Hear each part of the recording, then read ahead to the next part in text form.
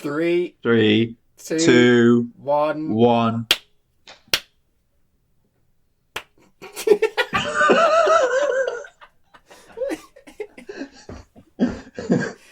Happy New Year. No, you record already. No, this is pointless. This is pointless.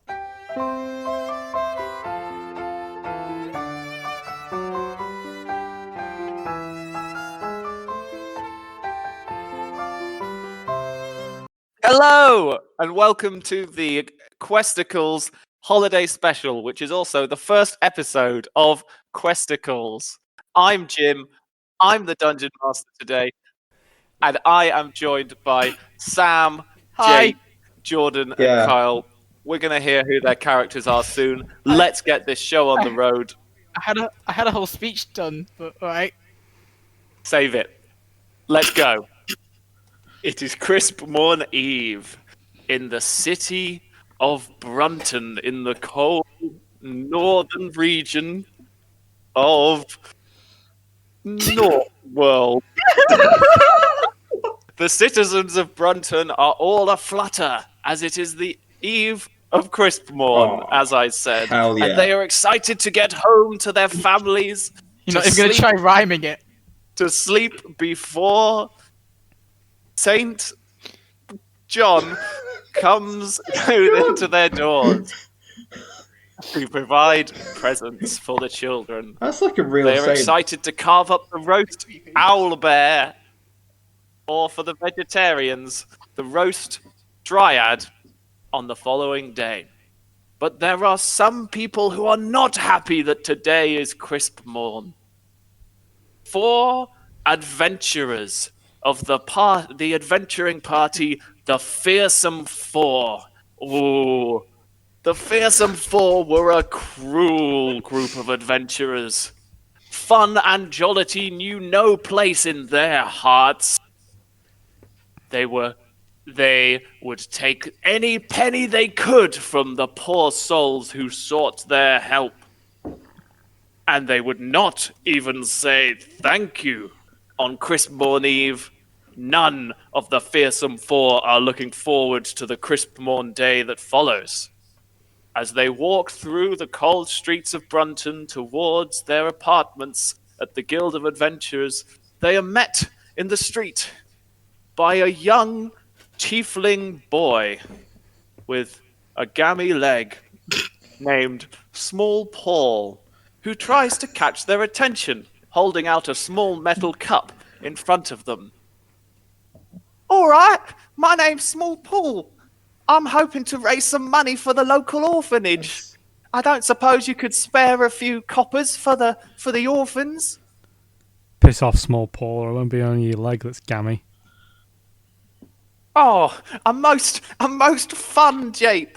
Speaking of gammy, several of the orphans are very sick. You see, at the orphanage, there's an ooze in the corner, and they can't afford to deal with it. And now and then, one of the orphans gets too close and is absorbed. We'll make you an ooze in the corner soon. I don't follow, but I take that to mean you do not want to give us any money. To give them any money, I'm not an orphan. I just come from a broken home with one dad and no mum.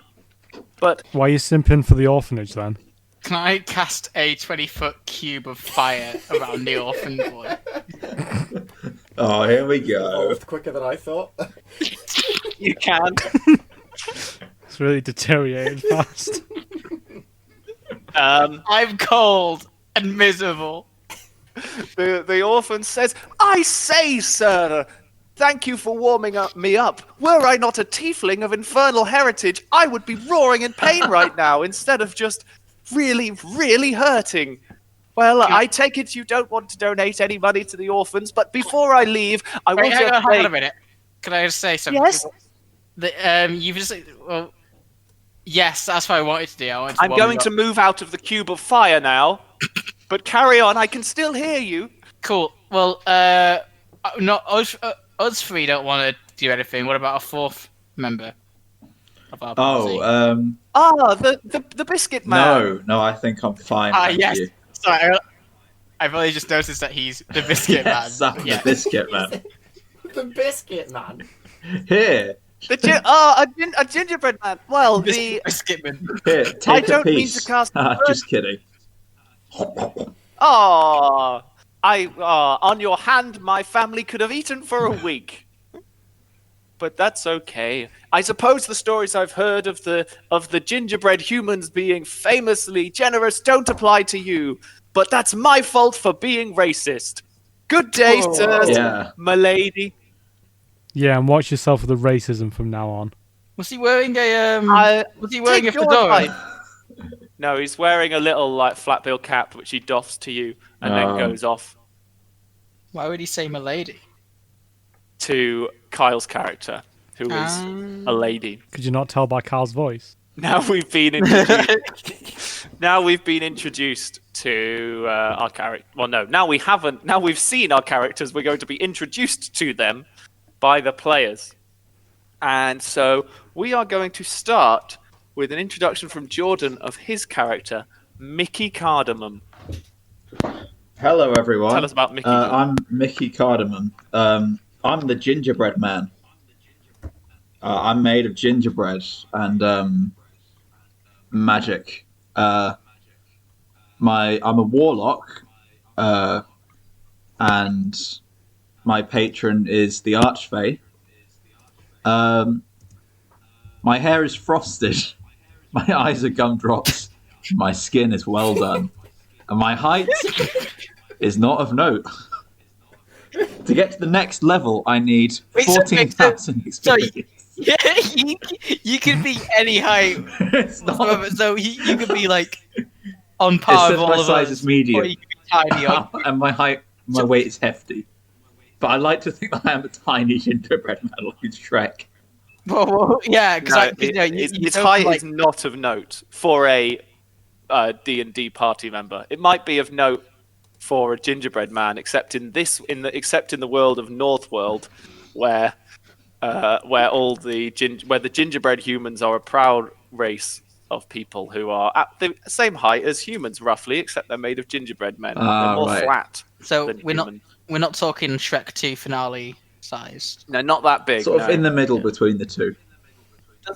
Imagine if do that? Shrek, instead of turning into a human with the magic potion, turned into a gingerbread man Then it'd of still be. equivalent Oh, right, size. okay. So an ogre-shaped gingerbread. Yes, he's Okay. Oh, sorry, an ogre-sized. Sorry, important distinction. And another important thing about Mickey Cardamom is the party's chef. He That's is right. a talented chef, and he uses magic through his cookery to do battle. The Archfey helps him to create splendid dishes, and he's bitterly jealous of anyone who is a And better I have chef. a River Cottage book of meat That's the spell book he uses. That's right. River Cottage Book of written by famous sorcerer Hugh Funley Livingstone. Hugh Fainley. Yeah. That's the Archfey. So that's Mickey Cardamom, a greedy, greedy gingerbread man who cares about naught but money and cooking. Now let's move on to our next character. Jacqueline Froust, played by Kyle. So my name is Jacqueline Froust. I'm a tiefling evoker. And I love dancing. I just love to dance. In fact, you know that what's that film? That terrible Zack Snyder film. 300. Justice Sleeping League. Beauty. Justice No, League. no, the No. other one. Sucker Batman Punch. Oh, what's it called? No, it's the one of Sucker Punch. Sucker Punch. Sucker Punch. So you know in Sucker Punch where the girl's like she closes her eyes and she goes into this fantasy world and she does all this combat and beats up giant robots or Nazis or Nazi robots. I'm kind of like that. Well, she's dancing in real life. That's the important distinction. So yeah, combat for me is like a dance, a beautiful dance where I slice people up. And So it's the opposite. In real life, you're killing people. In your mind, you're just having a nice little dance. Yeah, it's like Sucker Punch but switched around. And importantly, Jacqueline is an ice mage, so she does battle with snow, ice, and water magic. Yes, and I'm also quite well known in various places where I've done my dancing, and people recognise me for my skill. That's about it. However, Jacqueline also struggles to form attachments. Most of her relationships are brief, and she does not bear good feelings towards many people at all. Even her party mates she would struggle to call friends. They're merely drinking buddies and colleagues. Next, we have Major Ursa, played by Jake. Hello, I'm Major Ursa. Ursa's the first name. Major is my army rank. I'm a big bearkin, a polar bearkin. I'm a barbarian storm herald. I'm a Baptist apparently. We haven't got a weight listed. I assume that's because it's a bit of a touchy subject for him. Husky. Yeah, I'm pretty husky. Lots of blubber. He likes a pie now and then.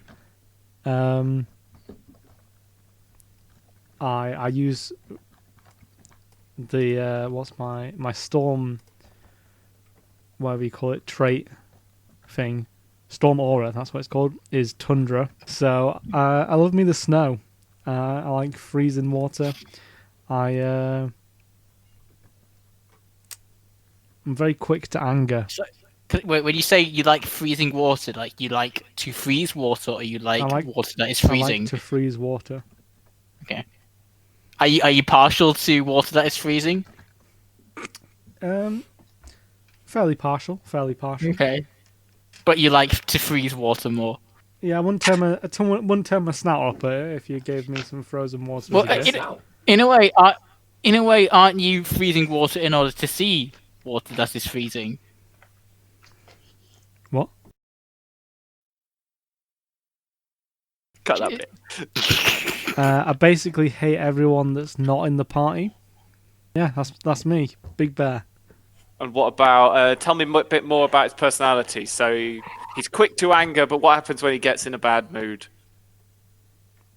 I let everyone know and I drag them all down with me, bar humbug. Yes, and he was a cruel. Yes, and I've said they were cruel many times. I cannot emphasize enough how cruel these four were. But Major Ursa's great flaw was that when he was angry, which was a lot, he made others angry too. Angry at him. And for him, Crispmorn was the worst time of year. All that frivolous joy for nothing and people giving stuff to each other that they don't deserve, it really riled him up. And the last member of the party was Buck Rudo, played today by Sam. Hello. Okay. Howdy. I'm Buck Rudo. I gave up on the accent 2 seconds into it. I am a 65-year-old male with white scalp, grey fur. Yes, that's right, fur. Green eyes and Caucasian skin. I am a centaur with reindeer ass. Now, this could mean I get a lot of reindeer ass, or I have a reindeer ass. It's a centaur, but half reindeer instead of half horse. Cool. Because I was thinking like a baboon kind of like, but you know, just like. I'm a battlesmith, so I like to make things. I'm a creator, you know. I'm a content producer, and my background is that I'm an engineer. I have an engineering background. So you know, I used to like making kids happy by making them toys and stuff and crafting wonderful, amazing like things for them to play with. But over the years, I've just kind of given up and finding any joy in my craft. The only thing I really enjoy is making things now still, but not for any kind of, you know, positive reason to make toys which now bring pain instead of joy. Yeah,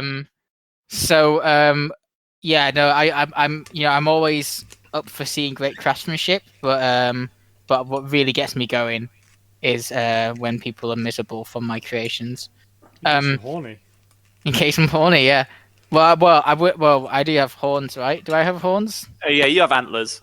Antlers. That's it. Yeah. You look like Santa with antlers, but instead of legs, he has most of a reindeer. What kind of messed up fever dream made you come up with this? I just combined 2 Christmas-themed items, Santa and a reindeer, and made them D&D-like. Aren't centaurs like centaurs? That's good. Aren't centaurs like in mythology quite horny, right? Like they're pretty. In Greek mythology, probably. Yeah, yeah. Not as much as satyrs. What, like, have I got these for you? That's satire. Okay, I'm just gonna end it there, but I just want to say one last thing. In terms of weapons, I've got a Glock 19 chambered in 9x9mm parabellum, NATO parabellum. No, you don't. I do. It's like a clockwork one, but I do. Yeah, a Glock work. And I hold it sideways. And I'm always, whenever I'm talking to someone, I'm holding it at them. So I'm always, Yes. I can't turn about pointing it at someone. For none of the members of the fearsome four could be said to be happy in life. The saddest of them all was Buck Rudo. Any stranger who stared at Buck Rudo from across the bar would soon see that in that face were written years of sadness. It was a face that used to be my happy face tattoo? and now was sad. The only person he saw as a companion was the automaton he created that he used to help him fight in battle. A 3-foot-tall nutcracker soldier named Boots. But Boots had no soul and was merely a robot. Buck Rudo no longer believed in the inherent goodness of people. He mistrusted all generosity he saw and believed that everyone was out to get him. So this party of 4, the fearsome 4, was the perfect party for him, as they were seldom generous to anyone, let alone their party mates. And so... Oh, and one more note. Jacqueline Froust is a tiefling. She has big horns on the top of her head through her blonde hair. She's horny. Oh, yeah. We haven't done the most important part, though. We haven't rolled to see how attractive we are in relation to our... That's a Yeah, good. that's always That is a a good. good Oh, yeah, we question. should get with any campaign. the die rollers up. Okay, so let's start with... you sound like you've got a dice ready. Go on, Jake. You rolled a d20. Let's see how attractive Major Ursa is. It's a 10. So... Oh, you guys He's like... real dice? It's a perfect 10. I would if I had any with me in over here. So Major Ursa his physique is impressive. He's very big. You can tell that he works out, but he's very Whoa. scarred. But he's always got this sort of grim expression on his face, so he never really looks particularly He's got a attractive. major case of RBF, resting bareface. Resting bareface, yes. I just saw the gingerbread man. Just We'll come to the gingerbread man's role at the end. Then. So Sam, tell us about Buck Rudo's.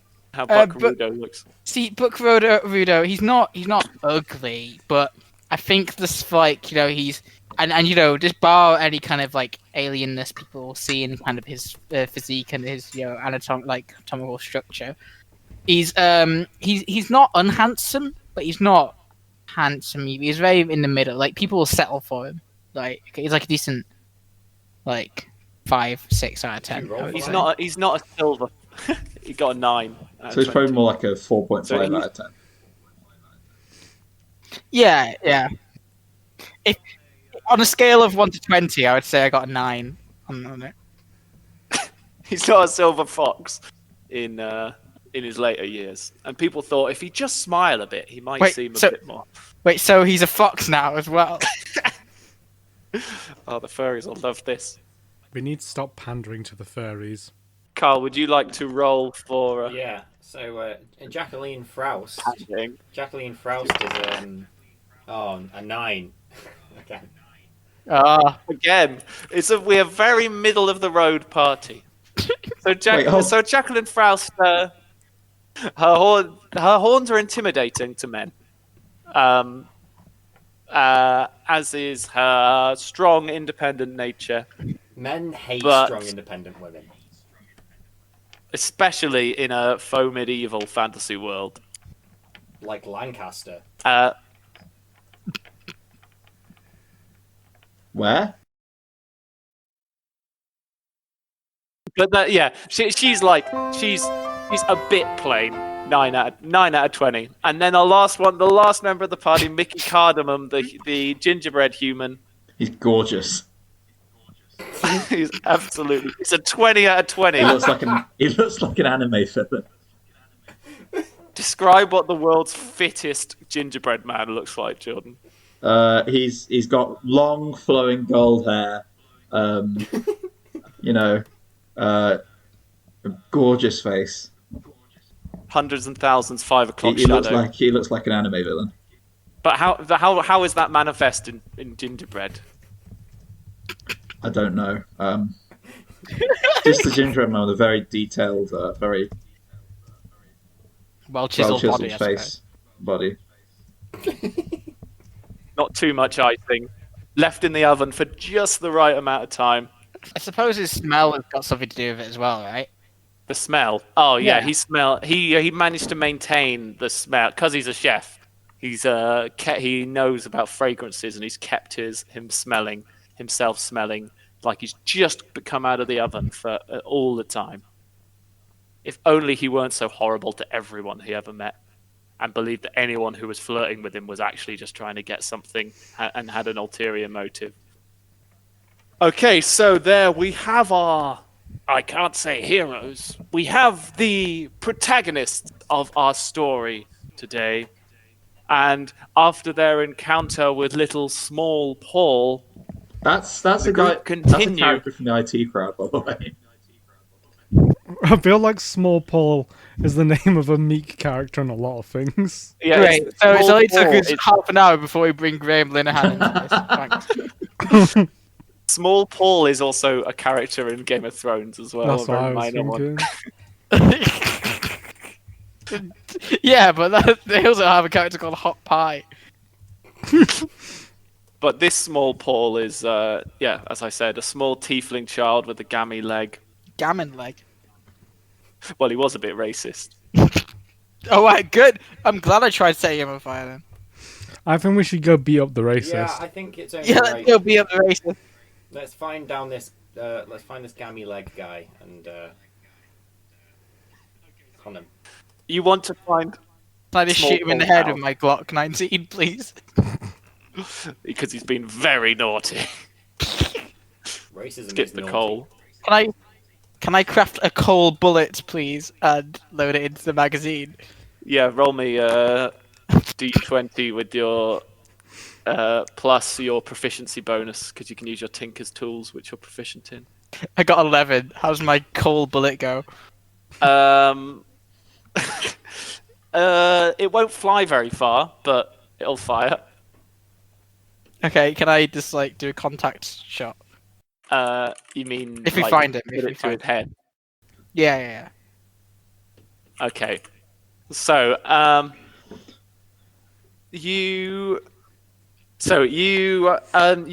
can still see Small Paul walking off into the distance. So you decide not to go back to your apartment to settle down for the night and to follow Small Paul. Is he hobbling?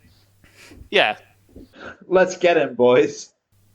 he hobbles and goes oof, oof, oof with every walk, and he walks up to occasional people who walk past in outfits and say, "Good day, sir. Good day, my lady. I'm collecting money for the orphans."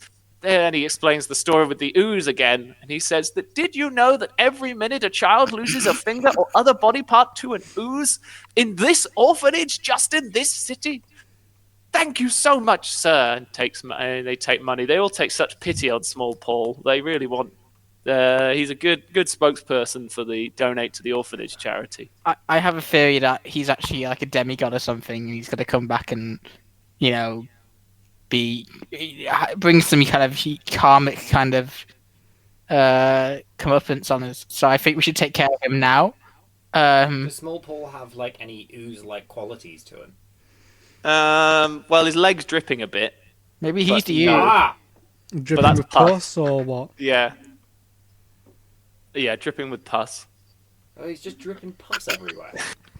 Well, when he needs to reapply, he hasn't had time to reapply his his ointment after Buck Rudo melted it in the fire. Very inconsiderate of him. He's still stopping to talk to a lot of people passing by. Wait, so Sorry. did Sam shoot him? No, he made a big cube of fire in his area, but because it was a tiefling child, it didn't burn. But I like, thought Sam rolled to shoot him. yeah, I want to shoot him. Oh, but you haven't yet, right? Well, yeah, I want to try Did you say you were following him to his home, or did I make that up? I think you made that up, but I just want to ensure that the bullet hits. Also, I also want to say Merry Christmas, you filthy animal. And Okay, well, so currently he's ahead of you talking to people in the street.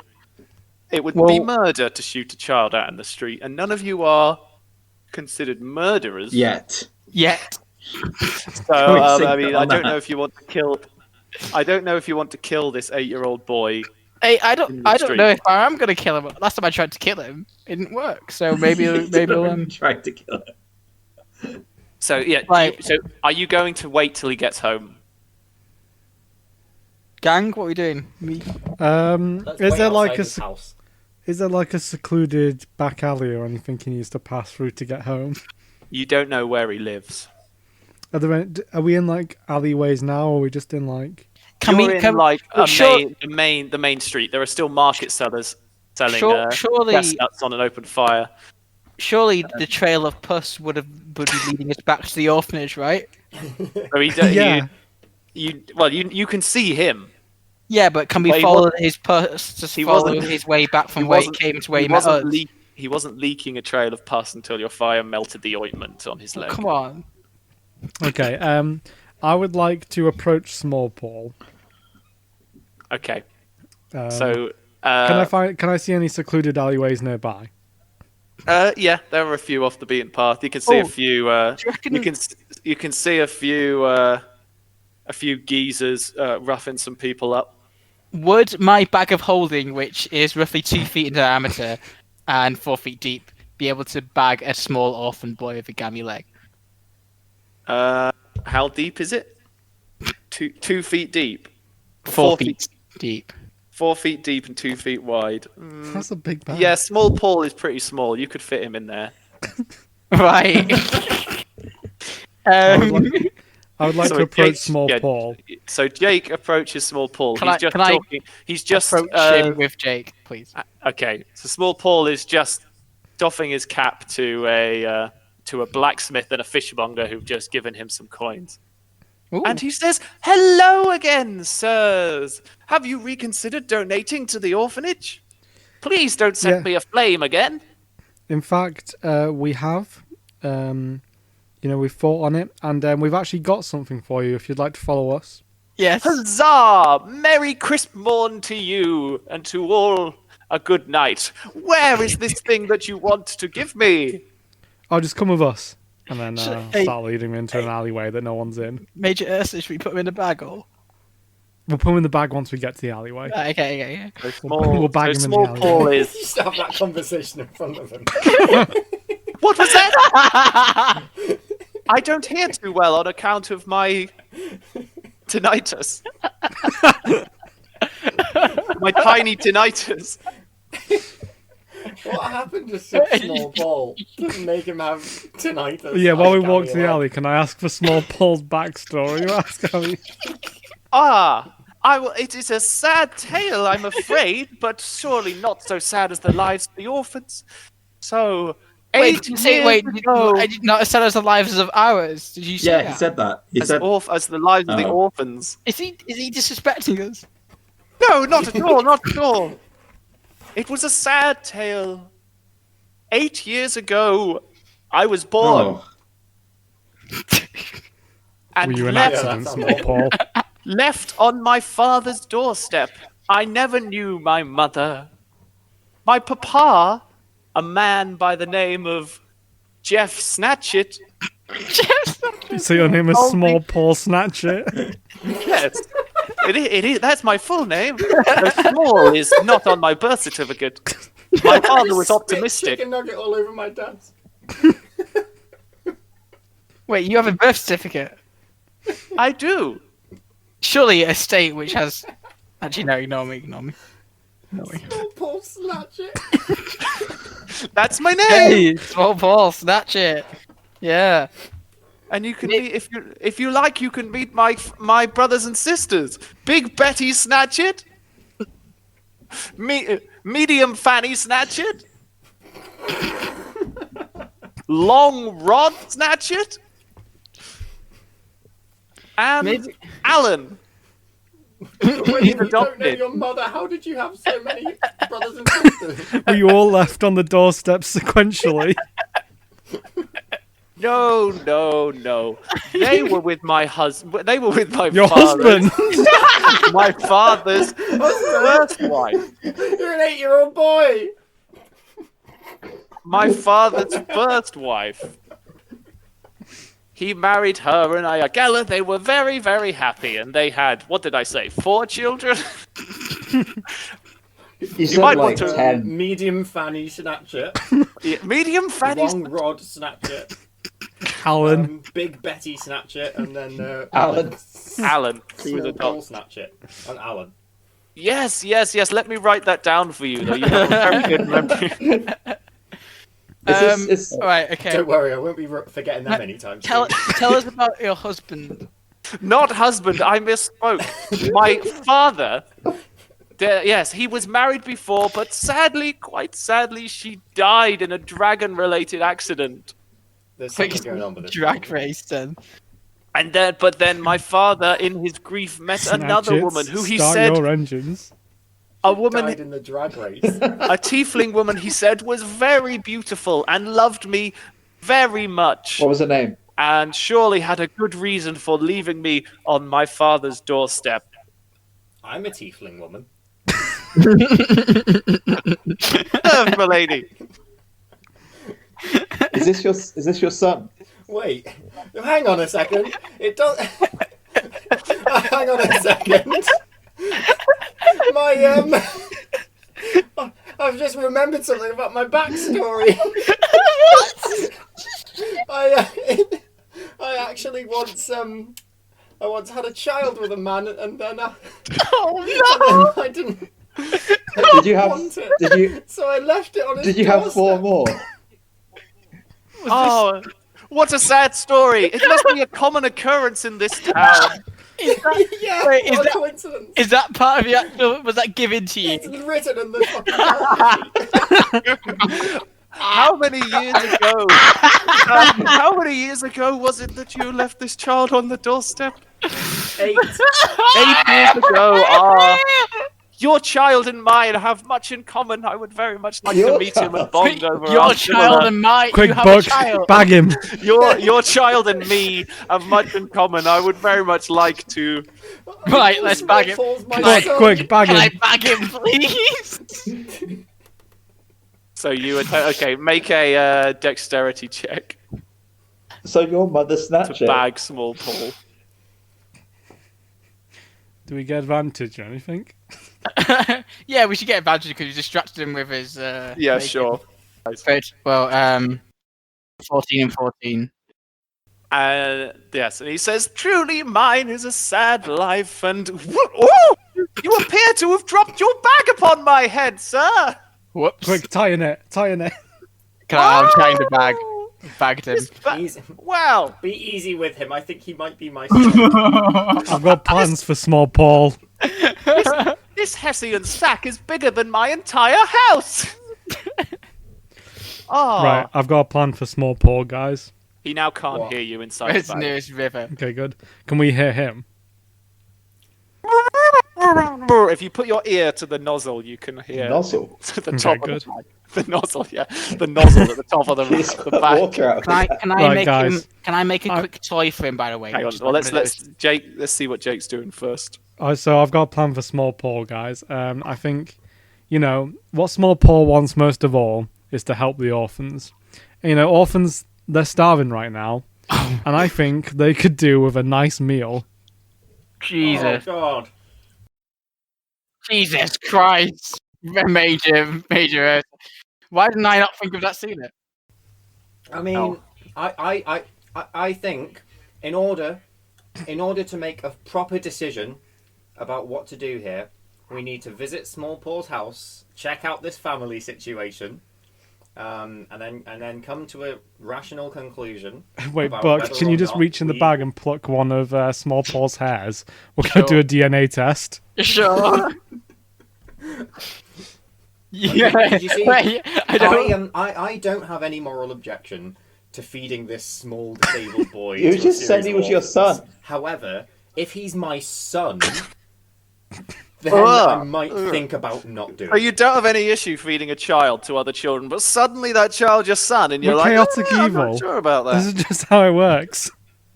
Yes, but if he's my blood relative, then I'd at least have to ponder it. Then only you're allowed to eat your blood.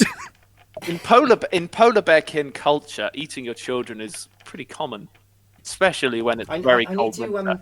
I need to Yeah, go I'm doing see the this, orphans a what's great his name? service. Is it Robert Snatchit? What was the dad's name? Bob Snatchit, what a ridiculous Jeff name! It's Snatchit. Jeff Snatchit. Jeff Snatchit. I need to see this Jeff Snatchit fella and see if I remember him from 8 years ago. So you Well, can 8 years you and 9 can months specifically. roll me history. Roll me a history check to see how well you remember the house you left the boy at when you were quite Okay. I got a 15. 15. Yeah, you can remember just about. You also spent Okay, several yeah. nights there I- 9 months before. So I think I remember the way to the house that I left the baby on. If we go to the house and it's Small Paul's house, then then we'll see what happens next. Okay. I just want to say that I'm not going to be.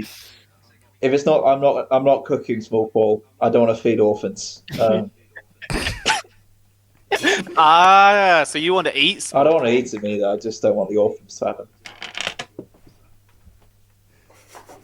I'll give my hand at cooking when it comes to small paw. Isn't he immune to fire?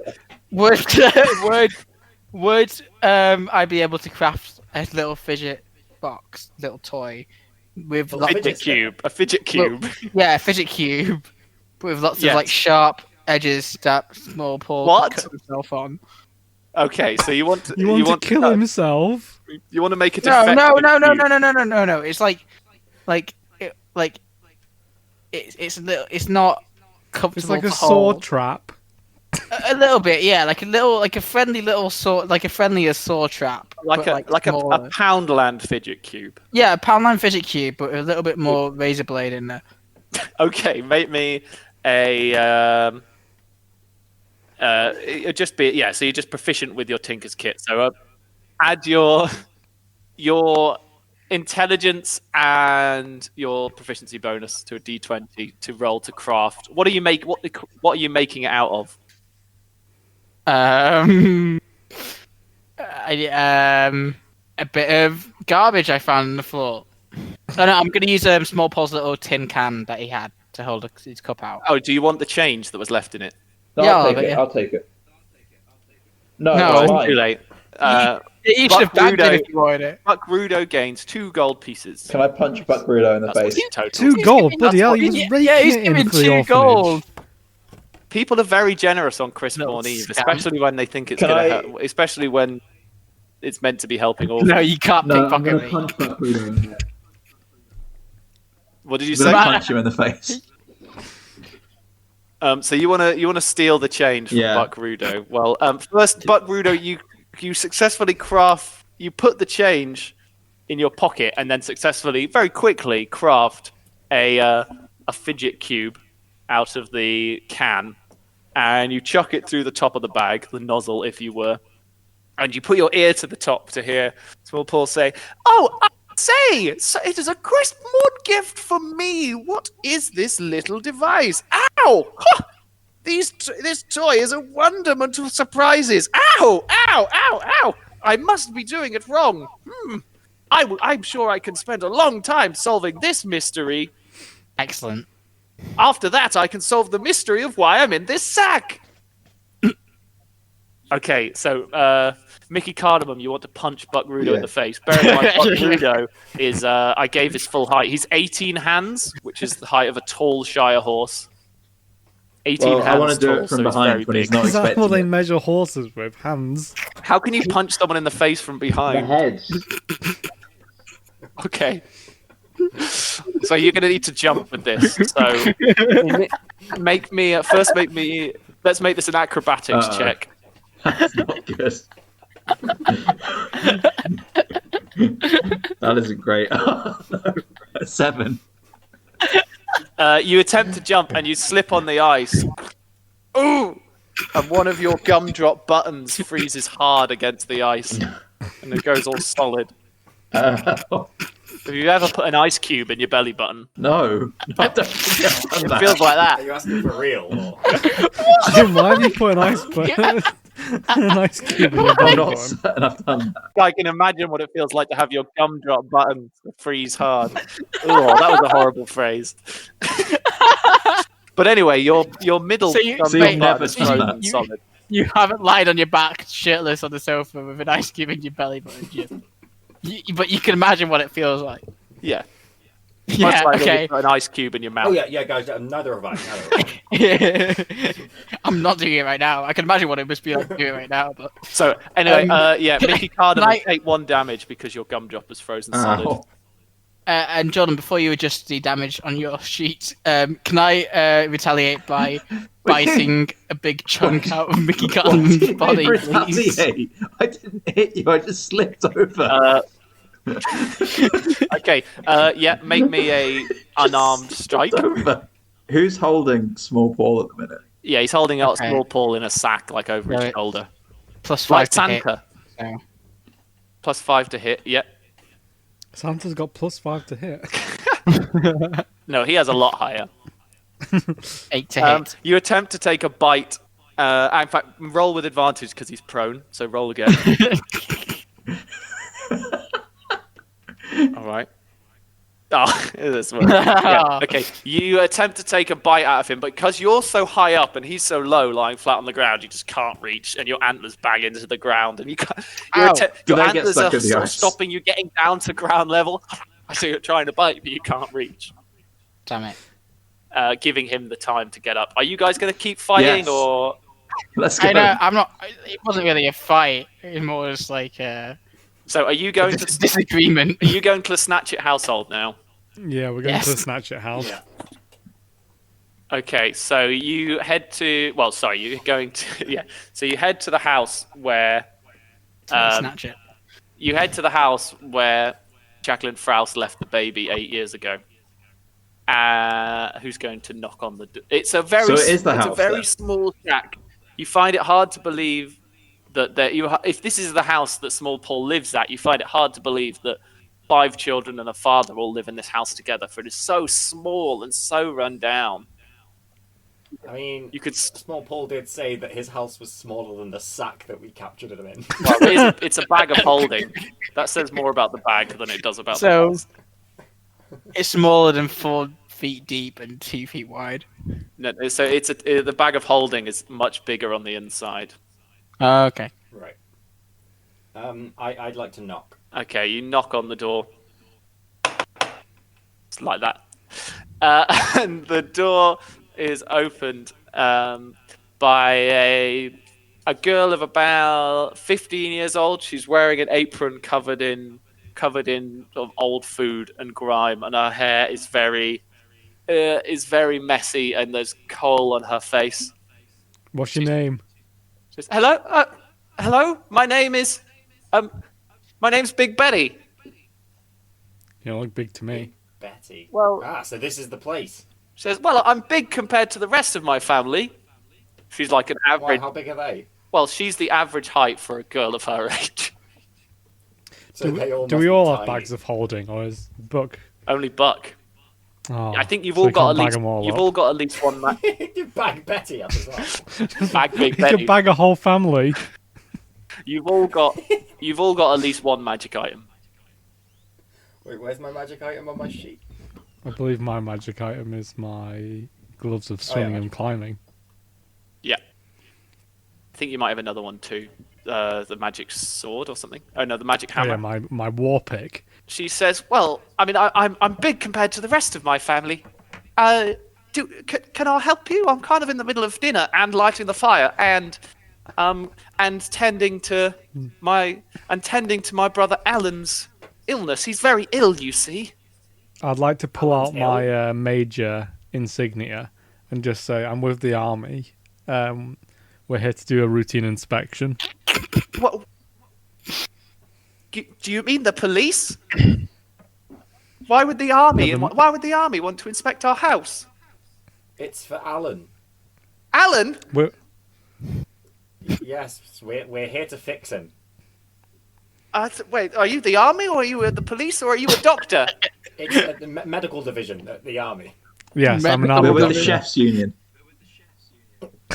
We're field medics. Field chefs. I'm Northfield Air Force reporting for duty. I'm sorry. We're field medics apart from him. He's the chef.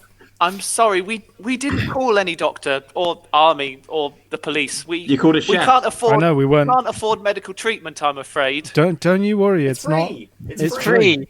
It's the Northfield It's part Health of a new Service. initiative set up. Yes, the NWS. Oh, the NWO. My father told me that anyone who comes to your doorstep saying they're offering brilliant things for free is probably lying, unless they left you a Just go baby. Get your father. Get your father. Okay. Papa, there's some strange men at the door and a woman who is also strange. And he says, "I'll be down in a minute." You just see from someone a man climb down a ladder right next to the door. He's wearing a sort of brown suit, but it's very worn. Like it's all been patched up several times. Do I recognize him? Do I remember? He looks more haggard than 8 years ago, but yes, this is The small ball is indeed your son. child you bore. Let's And kick he him and see sees- if you remember that. And he climbs down the ladder, and he says, "Thank you, Betty. You go back to tend to the stove." And he opens the door and he says, "All right, Howard." And he looks at All you. right. He sees he looks at you in the Can we- eyes. Can we start caroling? He sees Jacqueline in the eyes, and he says, he looks like he's about to say something, and then he stops and says, "What can I do for you for?" Can I slam my war pick into his face? Can I point at him and go and say to her, "You fucked this guy"? Do I need to roll initiative here? It sounds like I might need to roll initiative. So I Sam wants don't to want- sing carols. Jake wants to smack him with a war pick. I want to stop Major Ursa from. No, I won't. I won't. smashing I won't. Okay, I'm not going to hit him with a war pick. Okay. him. I'm just imagining it like that bit in Game of Thrones where that character has that hammer and slams that guy in the face with it. We want to say inspection. We're from the army.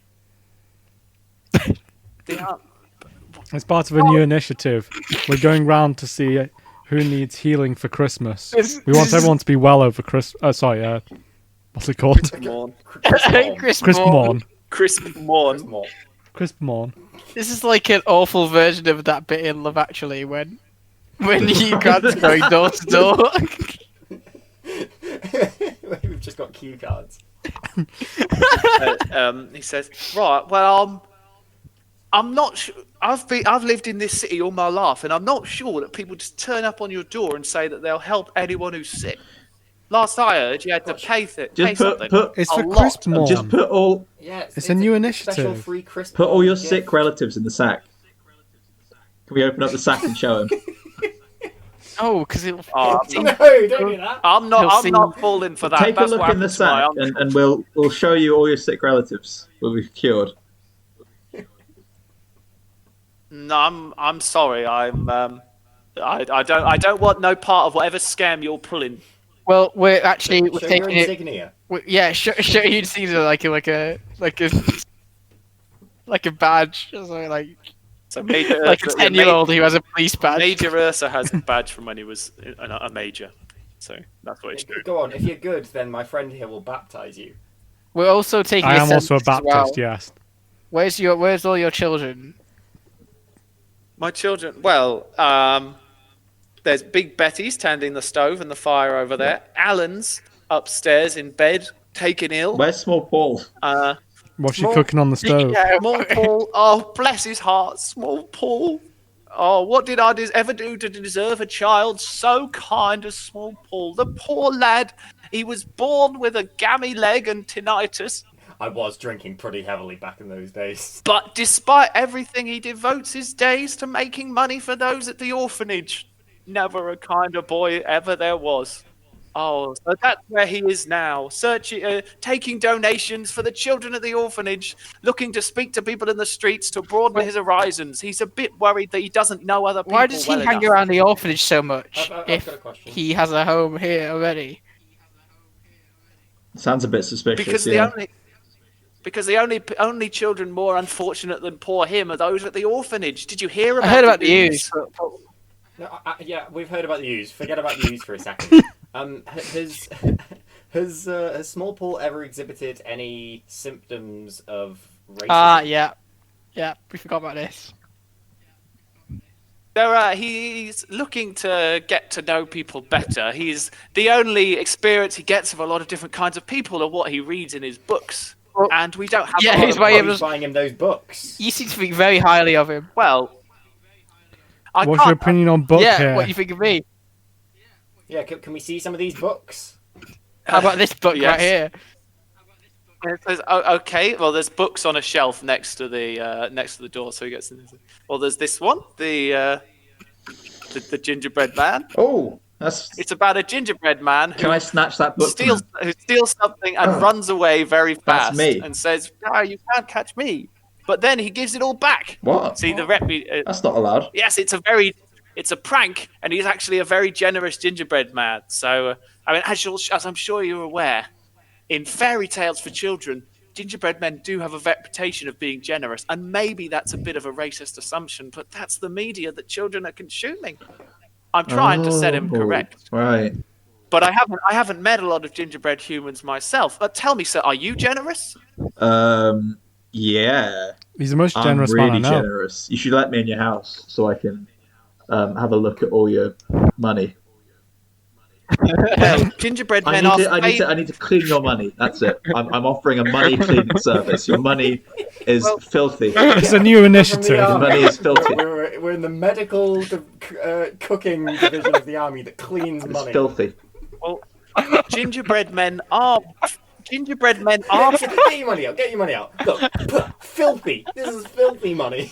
Well, if I had some money to clean, I would give it to you. Here, But I'm give me the afraid sack. Give me the I. sack. Just put anything that needs I'm cleaning afraid- in this sack here.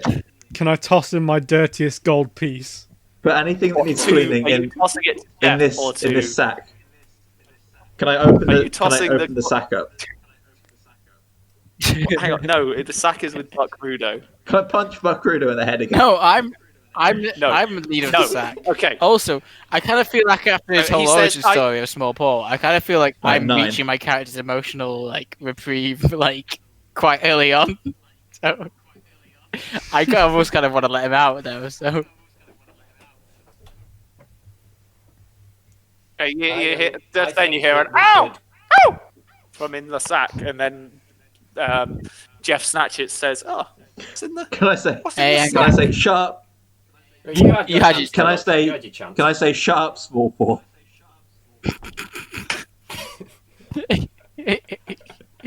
Wait. yeah, and pass it off as a Are you joke. actually saying that?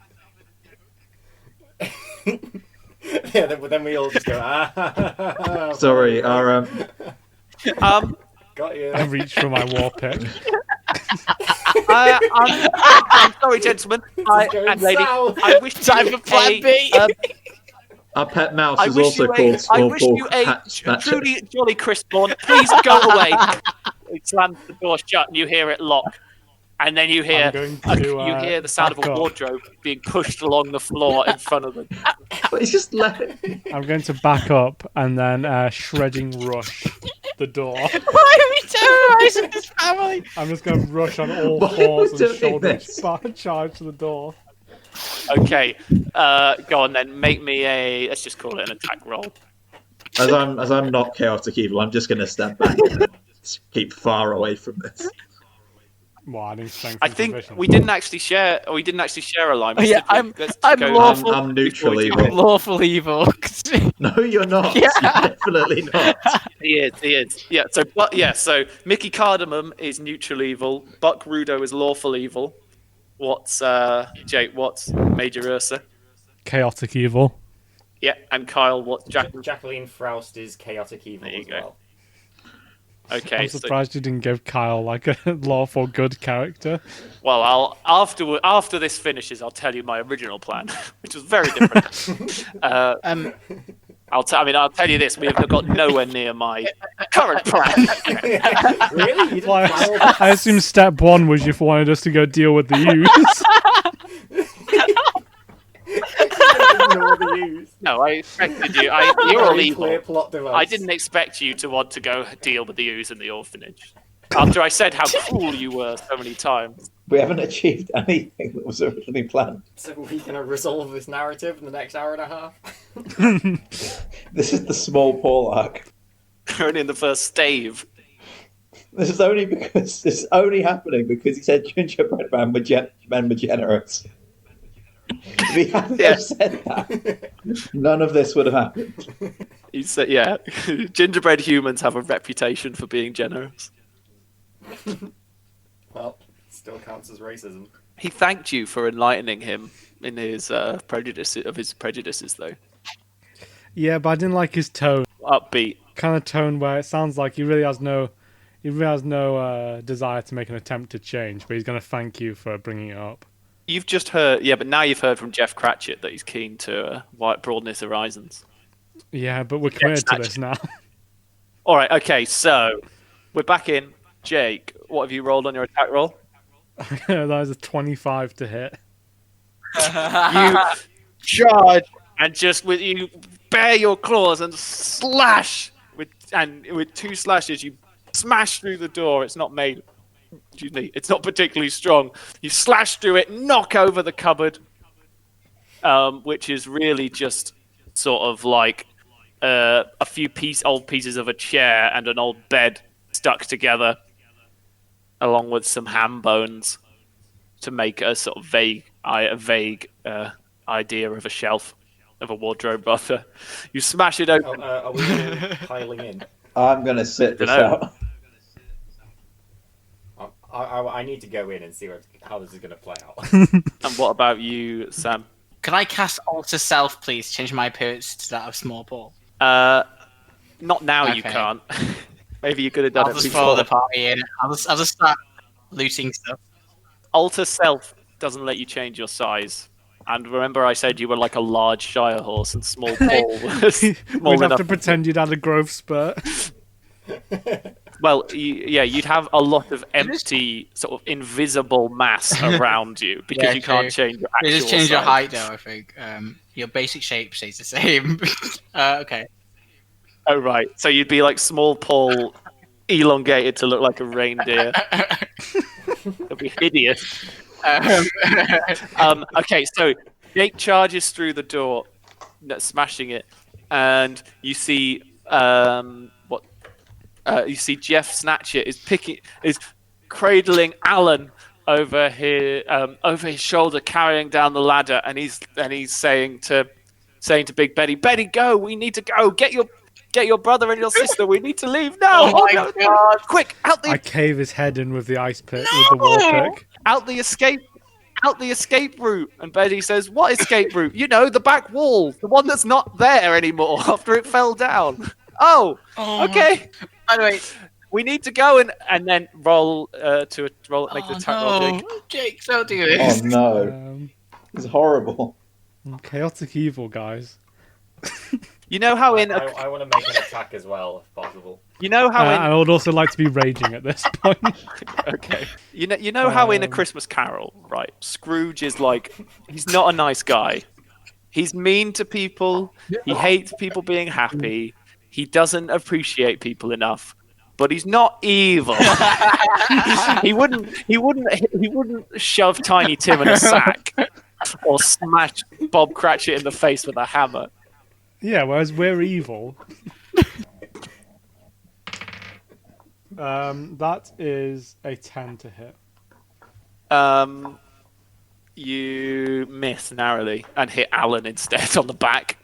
Oh, Alan goes, Alan. Oh, you hit Alan. I'm rolling damage for Alan. Yeah. Oh no. Yeah. That is 11 piercing damage and 6 that's thunder powerful. damage. You smack him in the back, and he briefly says, "I can't feel my Oh spine." my And then God. wait, I can feel it again. The God. electricity has cured it. Oh, it my hurts God. so much. Jesus Christ! See, I told you I was here to fix you. I want to cast Ray of Frost. Ray of Frost at who? So can I cast it at both of them? Leave him alone! Oh my God! Should we stop this? Should we, This is just gonna slow them down. Centaur Man? Should we stop this? Yeah, should we like just Can we counterattack? No, I don't want to stop it. I just don't want to be around when I just don't. I don't know. I kind of. Don't worry. I'm not gonna kill him. I just want to talk to him more. I need to stop. him Gingerbread from Man, running should away we like? and freezing. Can we like speak to I think we should at least stop the Bear Man because he's definitely gonna kill any of them. I told, yeah, we did say in his backstory that Major Ursa always brings the Can we? mood down. Can we hold him back, please? Can we try and hold him back? Yeah, make a strength check, Mickey Cardamom and Buck. Wait, I might use a spell. Hold on. Meanwhile, Kyle, make a roll for Jack. Can I use? Ray of Frost to Can slow I him use down. the cantrip?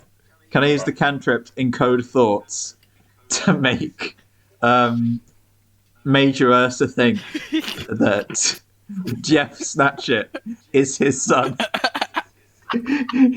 I don't think that's what. I think doesn't encode thoughts literally Make like physical. you make phys- you make your thoughts physical in text. It's like a label maker for your thoughts. So you just make that. So I think that was Oh, damn.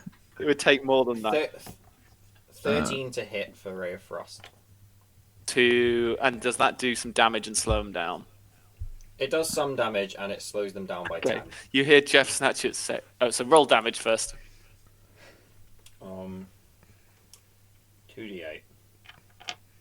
Wait, sorry, another +2 damage to Alan because I was raging. So 19. Oh right, total. okay.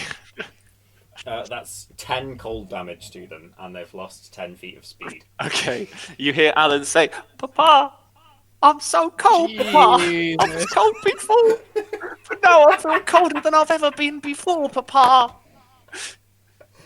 Everything's going dark, Papa." And Jeff says, he's trying to move against cold. I know it's cold, Alan. We're gonna be okay. We're gonna get out of here.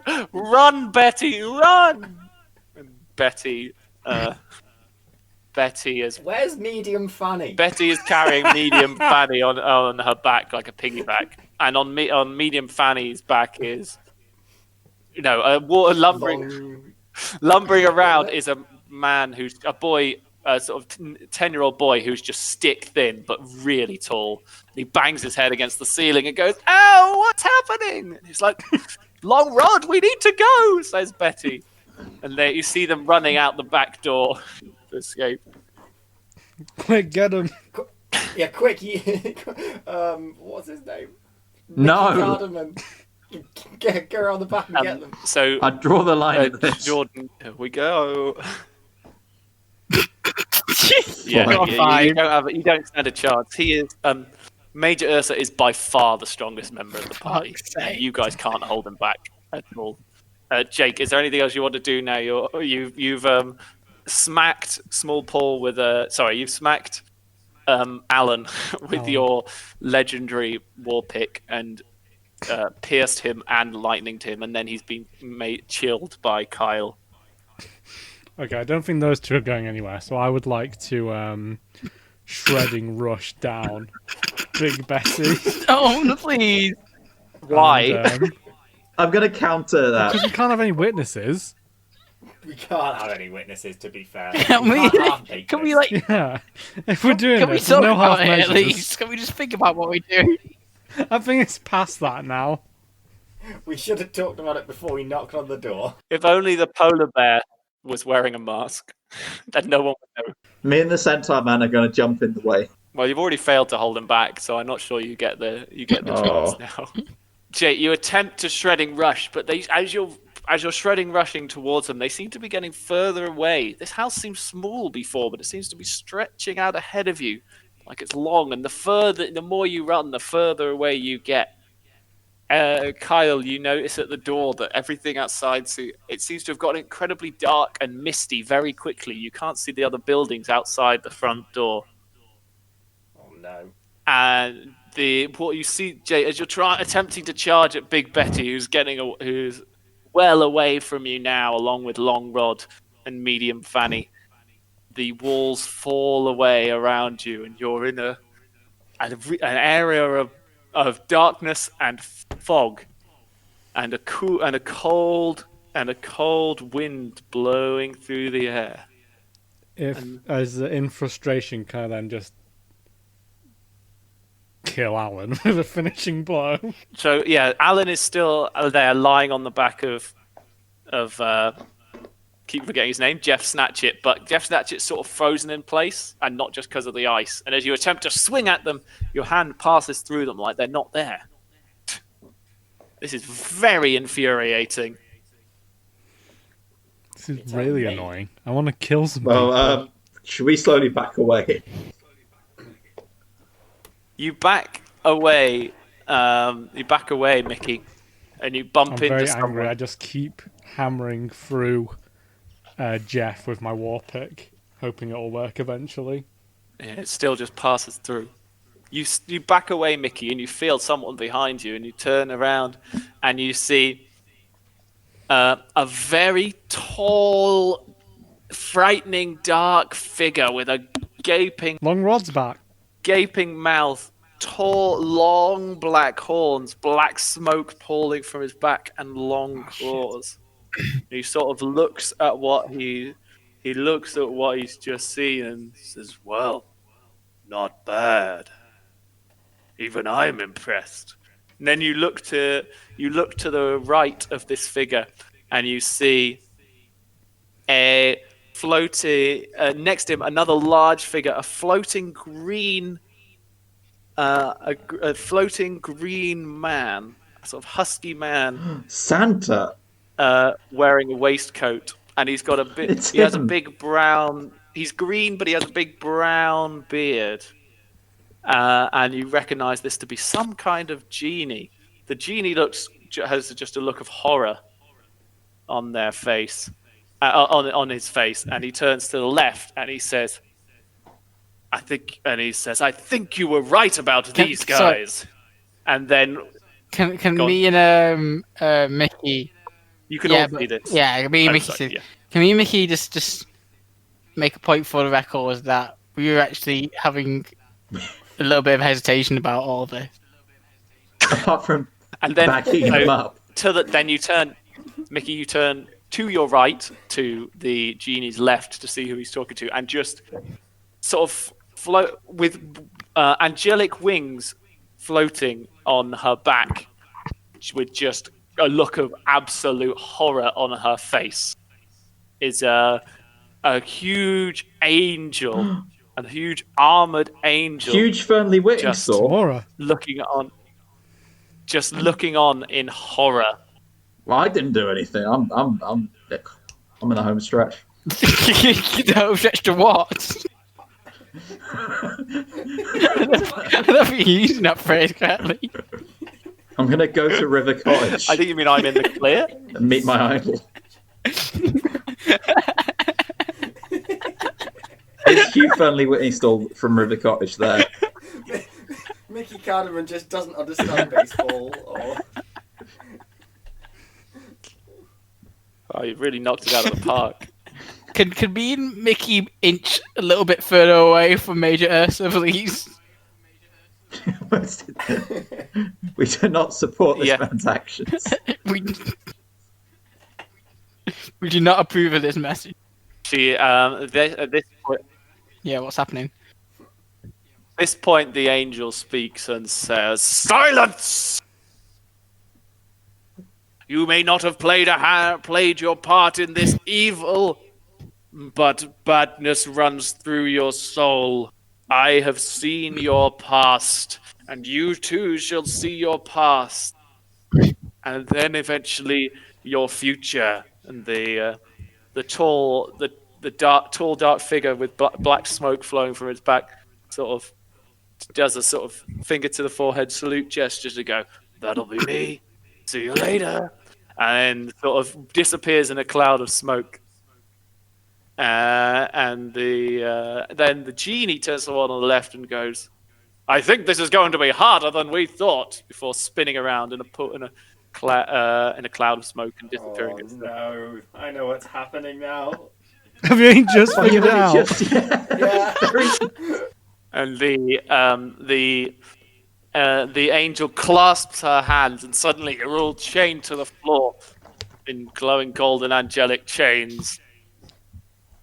And she points her sword at the four of you and says, "There is still time for you all to change." The five of for us, you to because repent. Small Paul's still here as well. Let's not tell them. They haven't seen that yet, so He's being called. For you to change your Yeah, we might ways. as well get away He's with that being one. called out for his racism. Yeah, also, they need to change him from his racist ways. Learn from small Paul as he attempts to better himself rather Yeah, than attempts. He's not to gonna actually sink do it, into though. greater and greater shames. Observe! are we all She like point- laughing whilst like we are now enjoying what they're saying? Laughing at the thought that they don't know Small Paul is in the back. The Then just a vision starts up and it's like, doesn't seem to be here. so the you see a fading into view a place you recognize somewhere where you all grew up, spent time when you were young. A small village in Western Northworld named Supposed to Northern Westworld. Oh, don't remind me. a small village in Western Northworld called Westwood. Lancaster. called Little Haven. Called Little Haven. And in the village of Little Haven, you all grew up at different rates, being of different species. But as you see, the time you see now, you see a crowd gathered on the road by the street as a man with long blonde hair, a beautiful chiseled jaw, and a genuine smile on his face stands in front of the crowd, shaking Mickey. hands, saying thank you. People are Santa. offering money to him, but he shakes his hand and says, "No, no, I don't need that." And then you see suddenly that you see four young faces and 20 young legs. No, wait, that's too many. 10 young legs stood in front of him. A little gingerbread boy, a polar bear cubkin, a girl with horns, a tiefling child, and a centaur fawn. Yeah, there's more legs than that, though, isn't there? That's There's 10. 12 legs. No, there's not. There's 8 because you all have. Sorry, there's 10 because you all have 2 legs apart from Sam, who has 4. What Oh, about the bear? He's not an actual bear. He's like a bearkin. Oh, like an otherkin. What? Just like a normal human, but he thinks he's a bear. No. He's like a human, I'm a but furry. furry and with a bear's head. So he just goes to like bear conventions and acts like a bear in front of his bear friends. Have you He's not have actually you a been bear. imagining he is just a polar bear walking around? I haven't been imagining Yeah, I've that. been that's thinking of him what I was as thinking. just a bear. But this is Alright. good You've been clarification. reading too much his Dark Materials. No, he's a bear man. Ah. But you recognise all yourselves. You're amazed to see yourselves like this, just smiling and full of joy, and throwing. Some of you see some of you even throwing flowers to the heroes, and you see this adventurer who you see standing in front, who you now remember. You haven't thought about this in so long, but this was a famous adventurer whose name was Oleander Lionheart. And he says, "Thank you, children. Thank you. And remember, a good deed a day makes despair go away." I drew the hot gingerbread man. I'll have to attach this to the podcast. Is he naked? He's a gingerbread man. But he's got his buttons, so no. Well, he doesn't have genitals because that's not how gingerbread men reproduce. How do they reproduce then? They make a new one Yeah, how? when. That's how Well, everything when reproduces. the water meets the flour and a little bit of sugar comes in, 9 hours later, out of the oven, I'm not a huge fan of Taylor Swift's new photo shoot. the chains have disappeared, and you see that a gust of wind flies past with pieces of snow, and you feel those on your back, and you realise that it's real snow. This isn't just a vision. You're truly here. In the past. Past. Yes, did you think this was happening now? I thought we were going to see Small Paul. Small Paul's not alive yet. No, definitely not. This is So we've lost our this is Sam. what, 40 years ago? We're in our 40s. You're all yeah, I think you're all at least 40. Small Paul's 40. Oh, goodness. I think Major Ursa might actually be the youngest.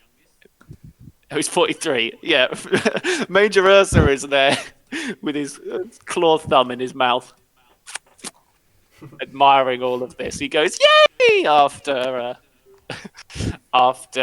Oleander Lionheart says his thing about doing a good deed every day. I'd like to take my war pick and try and kill small Major Ursa. Are you sure?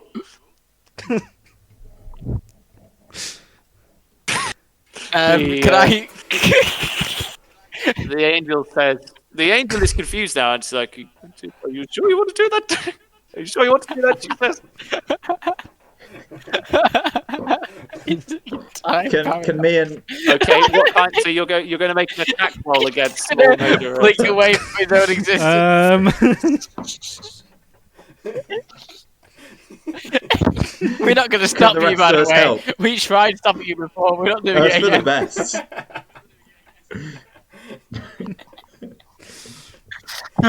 We'll leave it for now. We'll leave it for now. The Please go rage ahead. is cooling.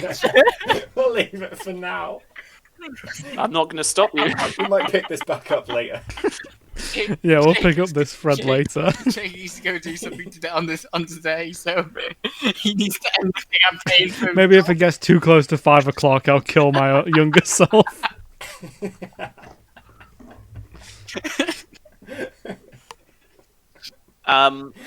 Before you can do anything, though, you hear a horrible screech in the sky, a sort of lizardy screech, and you recall this is such a scary day, a seminal day in your youth. It was the day that the red dragon attacked the village of Little Haven. And Oleander... Do we remember what we did on this day? Yeah, and you see it unfold in front of you as all of you run into your respective houses to hide and stare out and then see some frightened faces stare out the window. What does Oleander Lionheart do? Well, in your memory, die, killing the dragon. And Oleander... So maybe we're supposed to be brave and kill the dragon. No, we're supposed to kill Oleander. That's what really happened.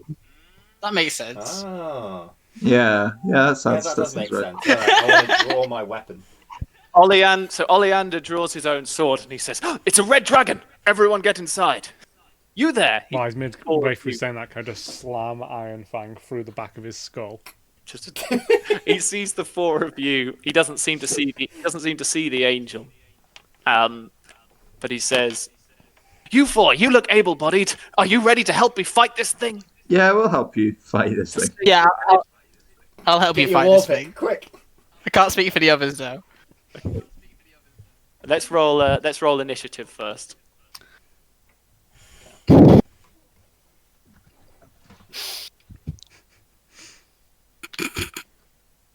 You've given Jake far too much combat prowess here. I've got 13. 3. It's not a lot. I got 9. Ignore that roll from me. And Jake? A nice even 20. Okay. Are you gonna slam something into its face? Okay. So, we're entering initiative. The order is Jake, followed by Oleander Lionheart, followed by the dragon, Kyle, Sam, and Jordan. So, Jake, what are you going to do?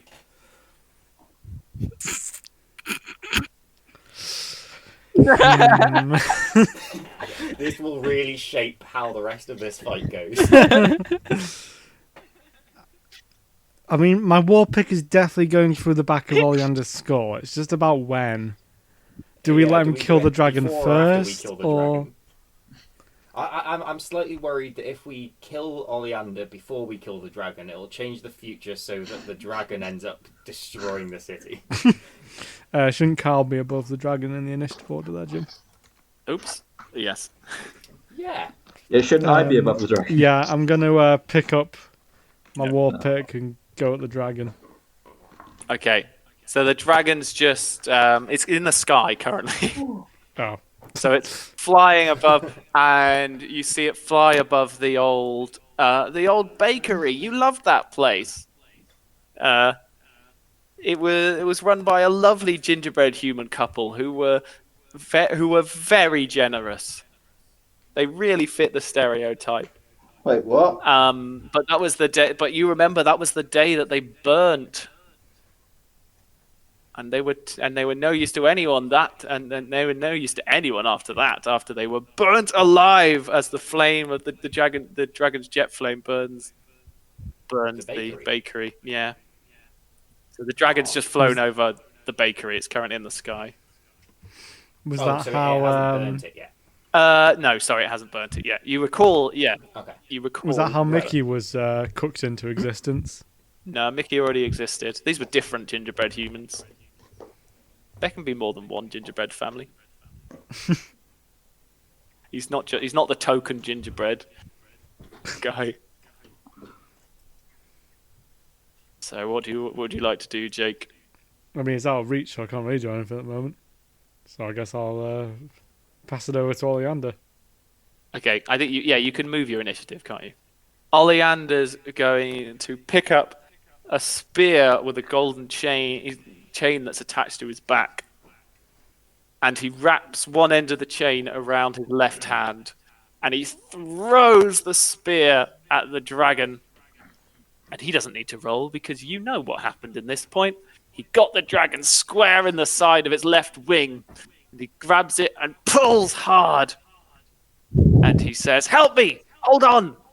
I can't pull this thing down on my own." I can't hold on any longer. I'm too weak. If we were to just leave him, maybe the dragon would just take him away. And we don't want that, because then you'll not get a chance to get him in the back of the head. Oh yeah, that's a good point.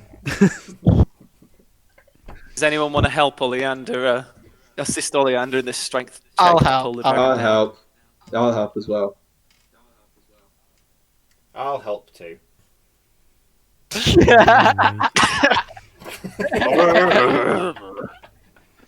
With the strength of Major Ursa there, and the other three too, there's no trouble pulling hard on the chain as the dragon comes down to crash land into the center On top of all of all four of our younger versions. And we fade So- away. taking heavy damage. And Oleander says, "Yes! Thank you, heroes! Now, it's all up to us to defeat this dragon and save it's not your done village." Alright. So now Jake delayed his turn, so Jake can have his turn now.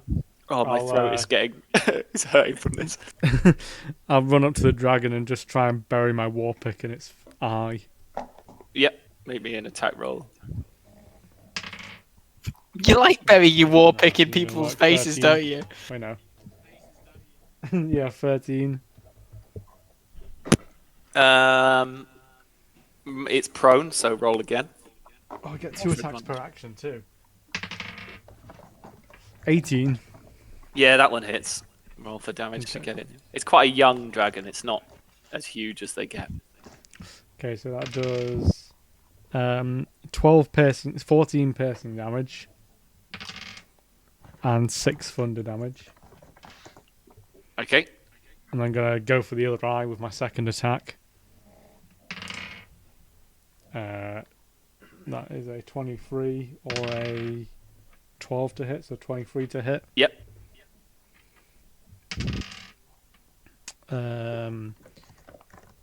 8 piercing damage plus 5 thunder damage, so 13 total. You So 33 total. You slam down hard on its right eye and pull the hammer out with the eye still attached as it then pops off and dangles from the socket by a vein. And then, not relenting, you swing again at the other eye, and the eye bursts like a grape beneath a war pick, leaving the dragon blind and screeching in pain. I'd like to eat the eye that's on the war pick. You eat the eye. Regain 1 health. Don't think you've taken any damage yet. No. Gain 1 temporary health. Yes. Kyle, One person has left health, and it's the fucking gingerbread man from when he slipped over. what does Jacqueline Froust do? So, I think I'm gonna cast Jim's Magic Missile. Excuse me. Real spell. Yeah. So first is 13 to hit. It's still prone, so roll again for advantage. Do I roll each of them twice? Yeah. Jesus Christ. Okay. The second one was 12 to hit, so 13 Nope. for my first one. That doesn't hit. All right. Spell 2. That's good. That's 25 to hit. Yeah, that hits. 20 to hit. Definitely. Last one. 23 to hit. 3 out of 4. So how much damage? So that's This is going to be so slick in the 5, edit. 8, It's going to be rolling. Yeah, I get this. 11. Do the damage. It's this. And then you'll have me say, this will be so slick in the edit. It's 11 force damage. Okay. At what part of the dragon do you aim at? Is his belly exposed? No, that's flat on the ground. Okay, just his neck then. Okay. Pew pew pew, or rather pew pew. At the dragon's neck,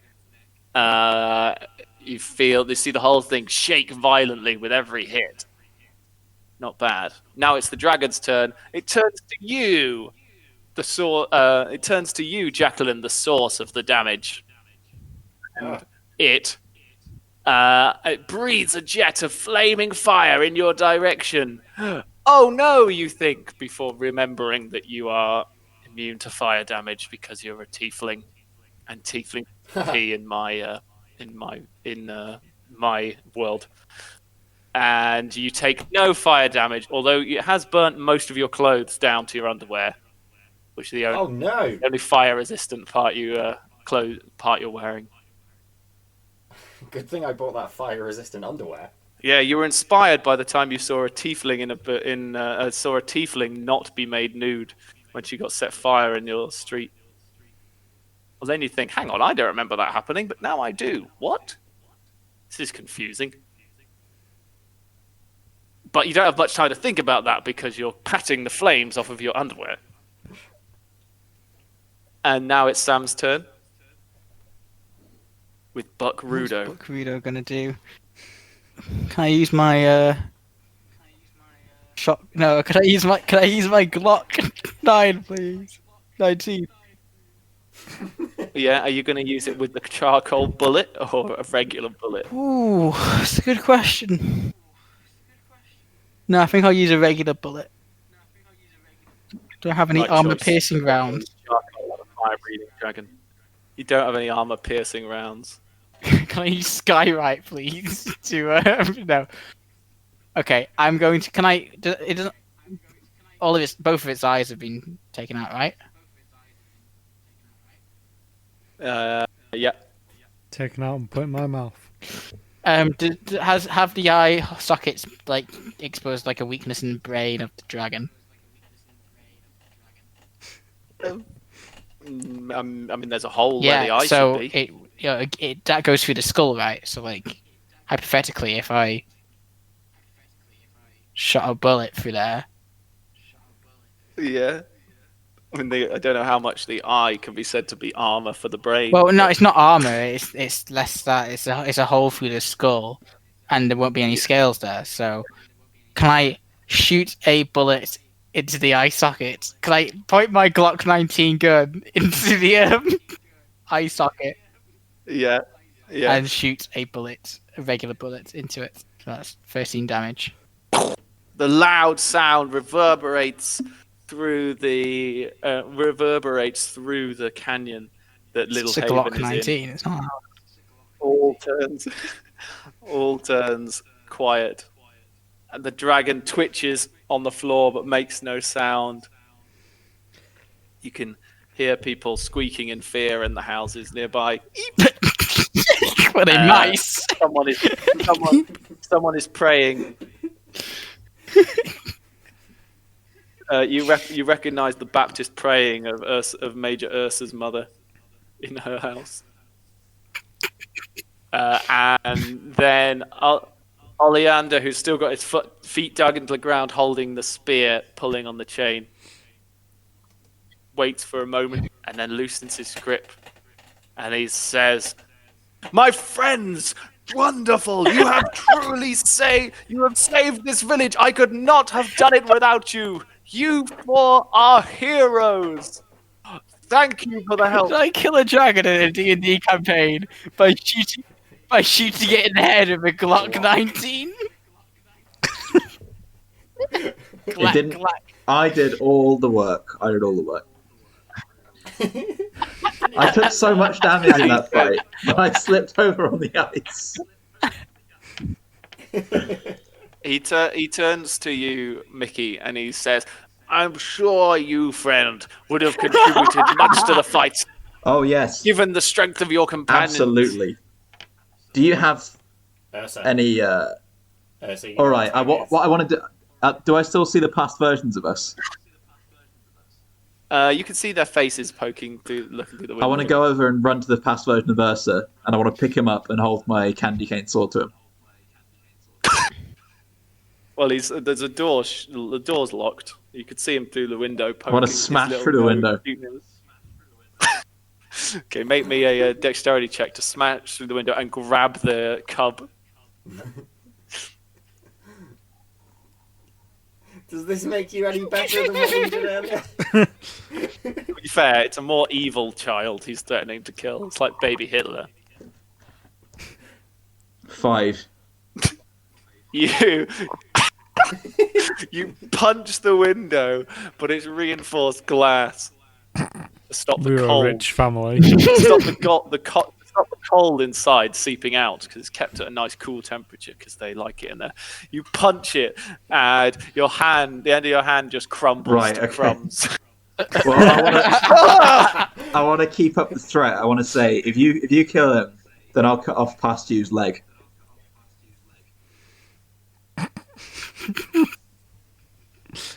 If I kill who? If you kill the what's his name? Oleander Lionheart.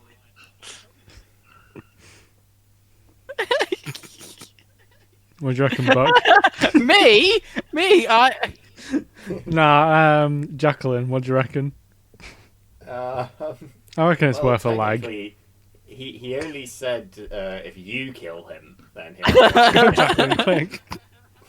So I'm gonna cast Wall of Water or Wall of Snow. I'm just gonna close my eyes like in Sucker Punch, and begin the dance in my head. And I want to cast Wall of Water at Oleander. Okay. What, to like trap him? What does it not do? It does damage to him, doesn't it? Maybe it does. I can't remember. It says. Oh yeah, if someone's in It it. says fire damage. I don't understand why it says fire damage. On Wall of Water? Yeah. I don't think it does. Oh, fire damage is halved if it goes through the wall. That's why. And cold damage. Oh, I see. Okay. The water. Well, you can just make snow or ice. You're so good at this. It doesn't do damage to anyone who's in it. It protects people inside, basically. In that case, I'm not going to cast that, but I am going to cast Ice Knife. I'm going to try summon an ice knife to shoot through Oleander's throat. Okay, so you roll that d10 again. So that's 2 d10s. Then it explodes, so that's 2 d6s. Then an additional 2 d6s. So 15 with the d8s and 15 with the d6s. So 30 overall. It's certainly a critical hit. You summon an ice knife out into your hand, fling it, and then it embeds in Oleander's throat, and then starts to pulse as it then explodes, sending shards of ice up and down his face and down his chest, making streaks of blood across the snow that remains after the dragon's flame breath. Oleander is well and truly dead. Right, can I cast Create Bonfire? Can I set the Bear Man's house on fire? Hey, I didn't do that. You didn't stop it. You broke your promise. You did say if he kills him. If he kills Oleander, then you... Okay, I'll set Jacqueline's house on fire. Whoa, You why? killed him! We were set back in time She's specifically teething. not to do that. We were just making sure that time Yeah, also, didn't get changed. My house won't burn, or my house might burn, but no one will take damage. We were just making sure that we didn't alter time. You know, Oleander still we wanted to died. keep the timeline. Oleander disappeared, so we needed to make him disappear. Put the body in the dragon's mouth so it looks like the dragon ate him. We could put him in the sack. Just saying. No, Too big I for want to that. drag the drag the body into the jaws of the dragon. Okay. You drag the body into the jaws. Oh, Jordan, are you still trying to burn one of the Yeah, houses go on, down? fuck it, why not? Which one? Your own. No. This will show him. Whoever's house I'm closest to. Well, you're closest It's like a to random civilian Major NPC Ursa's house because you were at the window. Yeah, just create a small bonfire. If you burn it, you'll get a war pick in the face. I'm happy to risk that. Yeah, you set this out. You set the. No, actually, well, It's very, very cold in there. So you create the bonfire and you look through the window, but it just goes out immediately. Are they scared though? You hear in that. Sorry, what did you say? Are they scared though? Are they intimidated? Well, it's vacuum They're warm. stop the cold getting out, so they can't hear what you said. They don't really know what you're doing. They saw you punch the window. And your hand crumble away. From the house next door, you can hear a voice that sounds familiar. It sounds like Buck's voice, but much sort of younger. Now it sounds grizzled and sad, but you hear a voice that now just sounds not grizzled and scared, as it says, "Come along now, Clip Clop. Let's get out of here. We don't want to be, we don't want to be here if that thing wakes up," says young Buck to Clip Clop. You remember Buck? Your son, Clip Clop. He's still alive. Buck is 65. He's older. Oh than yes, everyone else. yes. He was a father. Because I remember my children. Hey, So Buck's house is next door, Mickey, and you can hear him trying to hide his child away from the danger outside. Can I go into Buck's house and tell him, that bear who lives next door, I need you to kill him for me? The end of the house, young Buck. Young Buck says, "What? What do you mean, little Ursa? He's just done some very bad things. He's 3." Exactly.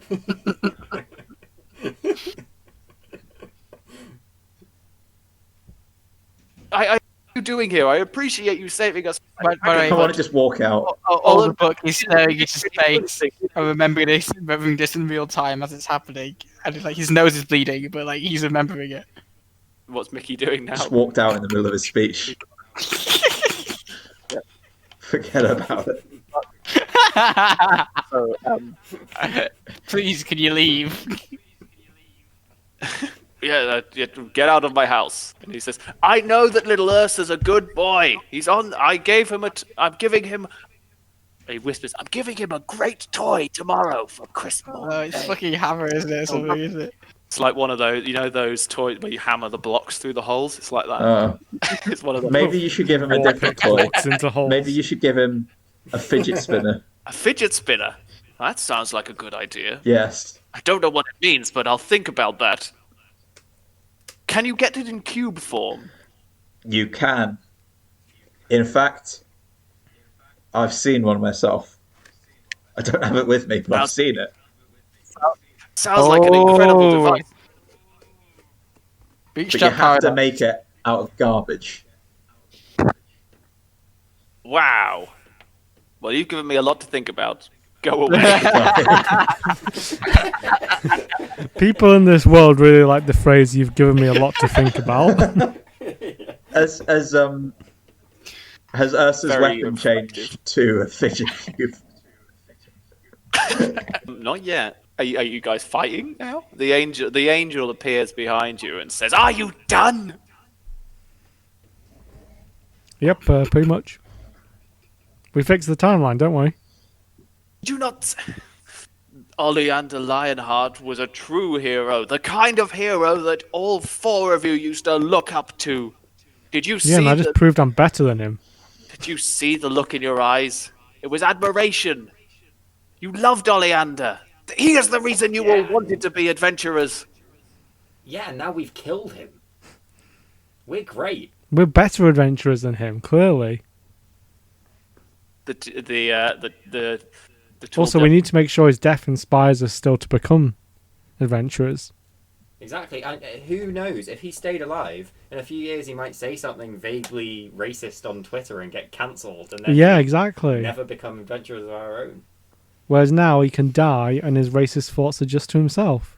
The tall dark demon materializes again and leans on the angel's shoulder, and he's like, "I told you this wasn't going to work. Keep trying, Balaton, but good luck with that. Let's see the next one." He claps his hands, and everything His changes. fingers. He's got massive beefy fingers that he can clap together. Well, they are He goes- very long.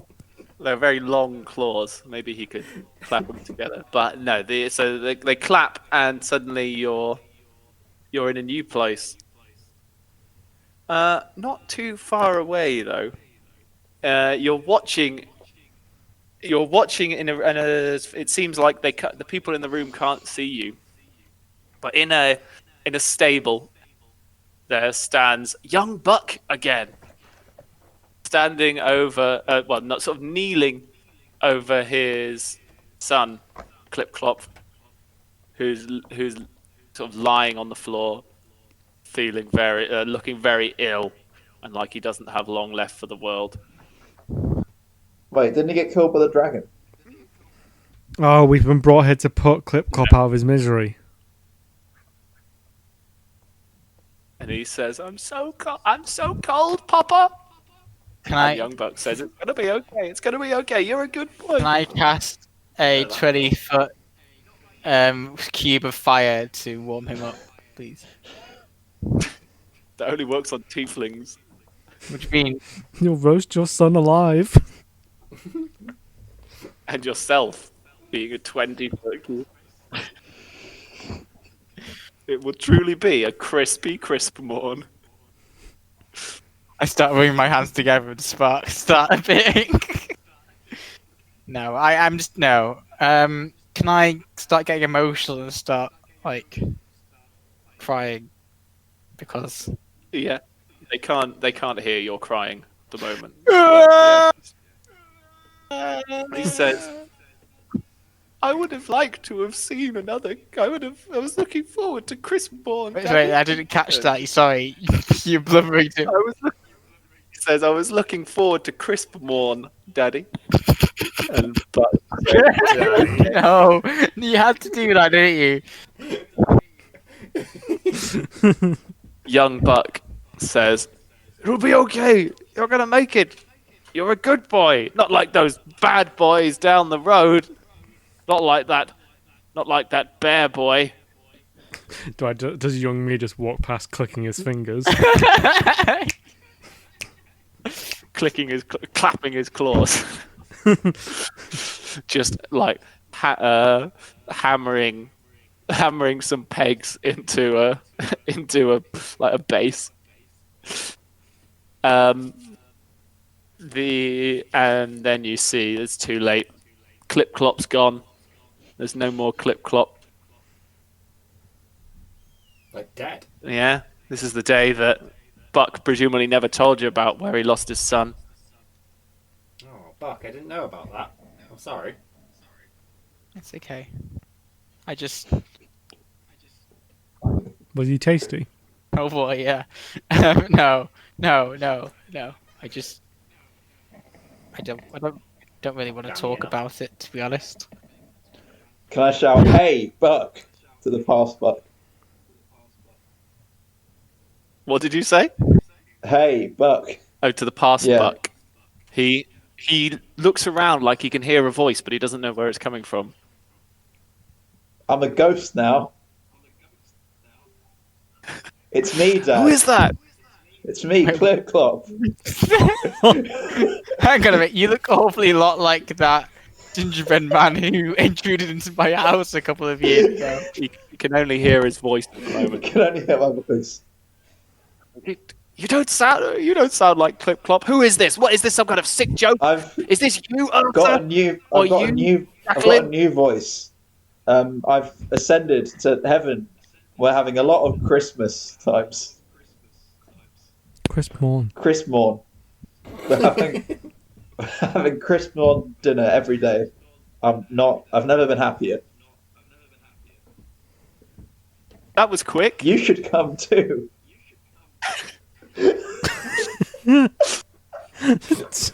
Tell him Buck to kill himself.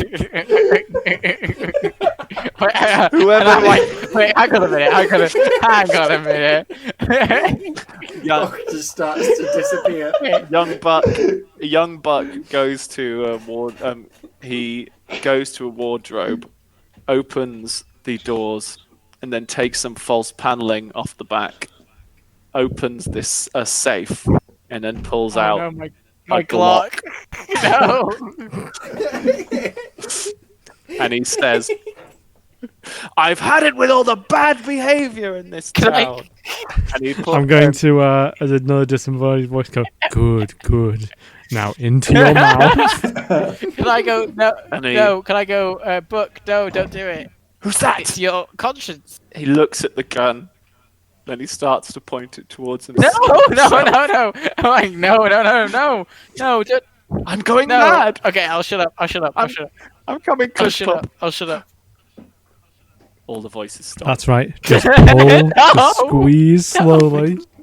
Can I tell him? Fucking do it. Can I tell him?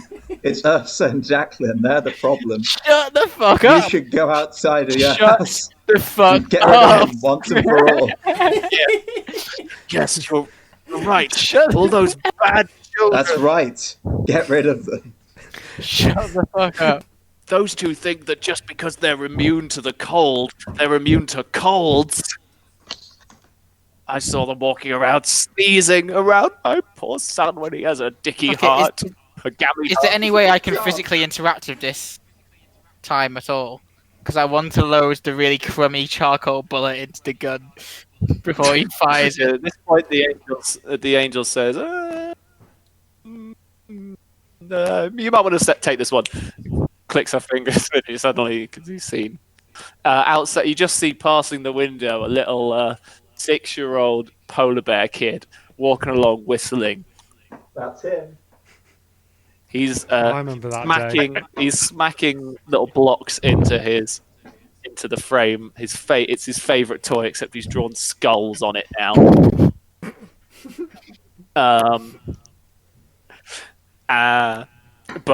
But young Buck hasn't noticed this yet because he's just seen 4 people appear in his stable. Do it. No, don't do it. Who are you? What? Hang on, I know. I know all of you. Who? What? Are you me? And he points at old Buck. That's my Glock. You can see us now. Yeah, the angel clicked her fingers. Quick, hit him with your pick. Take him out. Is Take him anyone out. going to do anything? You Shoot can see him, shoot he's him. now raised his Glock and he's pointing it at. Well, he doesn't know who to point it at. He's angry at a polar bear right now, so he sees that polar bear and points his gun at it. Then he points it at. At Buck because he's suspicious about old Buck. Who are you? What are you doing here? Where did you come from? What have you done to my son? I think it's time to. We're angels. We're here to take you Angel, to heaven. I think it's time to shredding rush. you're going to shredding rush young Buck. Okay, God. we're stopping soon anyway. Is this like a full wrap up or like a? Yeah, it's just one shot, right? Well, it was meant to Yeah. be. Yeah. We can't end it. I mean, okay. Is the end just going to be Sam's character kills all of us, then kills himself, and we all just fade into not existing? That's the end. Merry Christmas. That's the Christmas special. The first episode. We're back. Just to... We don't need to recap. It's not been any time for you. Buck is now... Young Buck is now pointing his Glock at old Buck. Shoot, shoot, shoot, shoot, shoot, shoot. As the 4 of you stand in a stable, as young Buck stands over his poor son, Clip Clop. And outside, young Ursa whistles as he's smacking his skull-stickered blocks into place on his favourite toy. I warned you about him. You should have took the initiative back then. So Buck's pointing. He hasn't shot any of you yet, but he's pointing the pistol at old Buck. I want to go outside. He just leave. Yeah. Wait, Yeah, I'm so gonna you leave push too. me to the edge Yeah, Oh. I'll leave too. of temporal suicide, and you're just gonna go now Yeah, see ya. to get me to talk myself down from the ledge. So he says, It seems like really you're the best person for the Oh job. my god! But if I say anything, you're now convinced past me that if I say anything, that I'm mad. So I want to turn to Passbuck and say, by the way, that guy's an imposter. He's not actually you. He's here to kill you and take your place. He coughed in your son's mouth. Can I have another go at biting a chunk out of Mickey Cardamom, please? Yeah, Buck is currently pointing his Glock at you, though. Oh right, okay, well, okay. Can I just tell him the truth and say, look, I can tell you something only I know. Prove that I'm you from the future. Go on, then. You have that mole on your taint. Oh, I do. But I also... I was hoping we were going to learn that this was a mole that grew after this point in time. After he spent too long in the sun. But, I mean... The tape piece in the sun.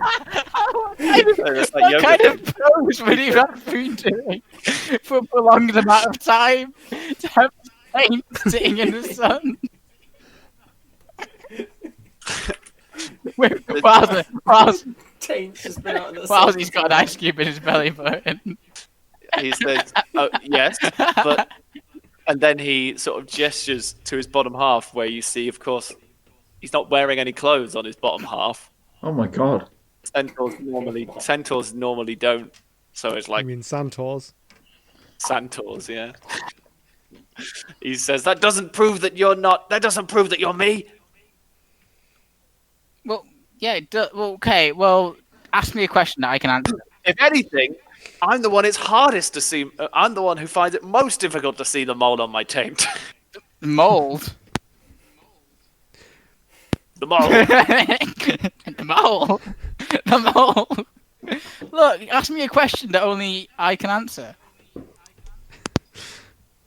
You may know everything I'm going to do, but I know everything you're going to do. Okay. Strange, isn't it? Where was I when I discovered that I had a mole on my taint? Just then, when your future version told you that you have it there, and you heard it, and you were like, "Yeah, that sounds about right." Joke's on you! I don't have a mole on my his hand right round. Like, what? You really are me. What are you doing here? That's what convinces you, you're God. I think I'm here to have some kind of emotional retrospective, because somewhere along the way, Buck, you lose your way, and hang on, somewhere along the way, you lose your way. Somewhere along. He just shoots himself. Somewhere along the way, you lose the final strength. Somewhere along the way, you lose what makes you kind and generous and caring. And can I say to him, somewhere along the way, those children playing outside become monsters. You've left the fucking building. Only Buck here. I want to now. come back in. No, you can't hear this conversation. You've left the stable. We'll come to you shortly. Look, and some magical force has brought me back to have, alongside some other people, to have a good long look at ourselves and to have a real think about the spirit of Crispmorn and who we are really, who we were, who we should return to. Because the old versions of us were better. You're better. Bang! Bang! Bang! He shoots you in the face. You drop over dead. Sam, you now control young Buck. Oh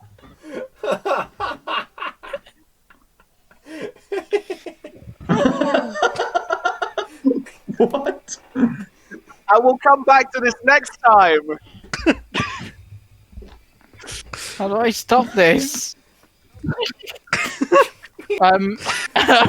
So I'm now young Buck. So yeah. are you joking? Are you for real? No. If anything, I should have gotten an inspiration point for my speech. Okay, but instead He got shot in the face. It's dead. Well, you gave Young Buck a key character moment, and now he's gained an inspiration point, and you are now Young Buck. So it means I'm not going to stray from my path anymore.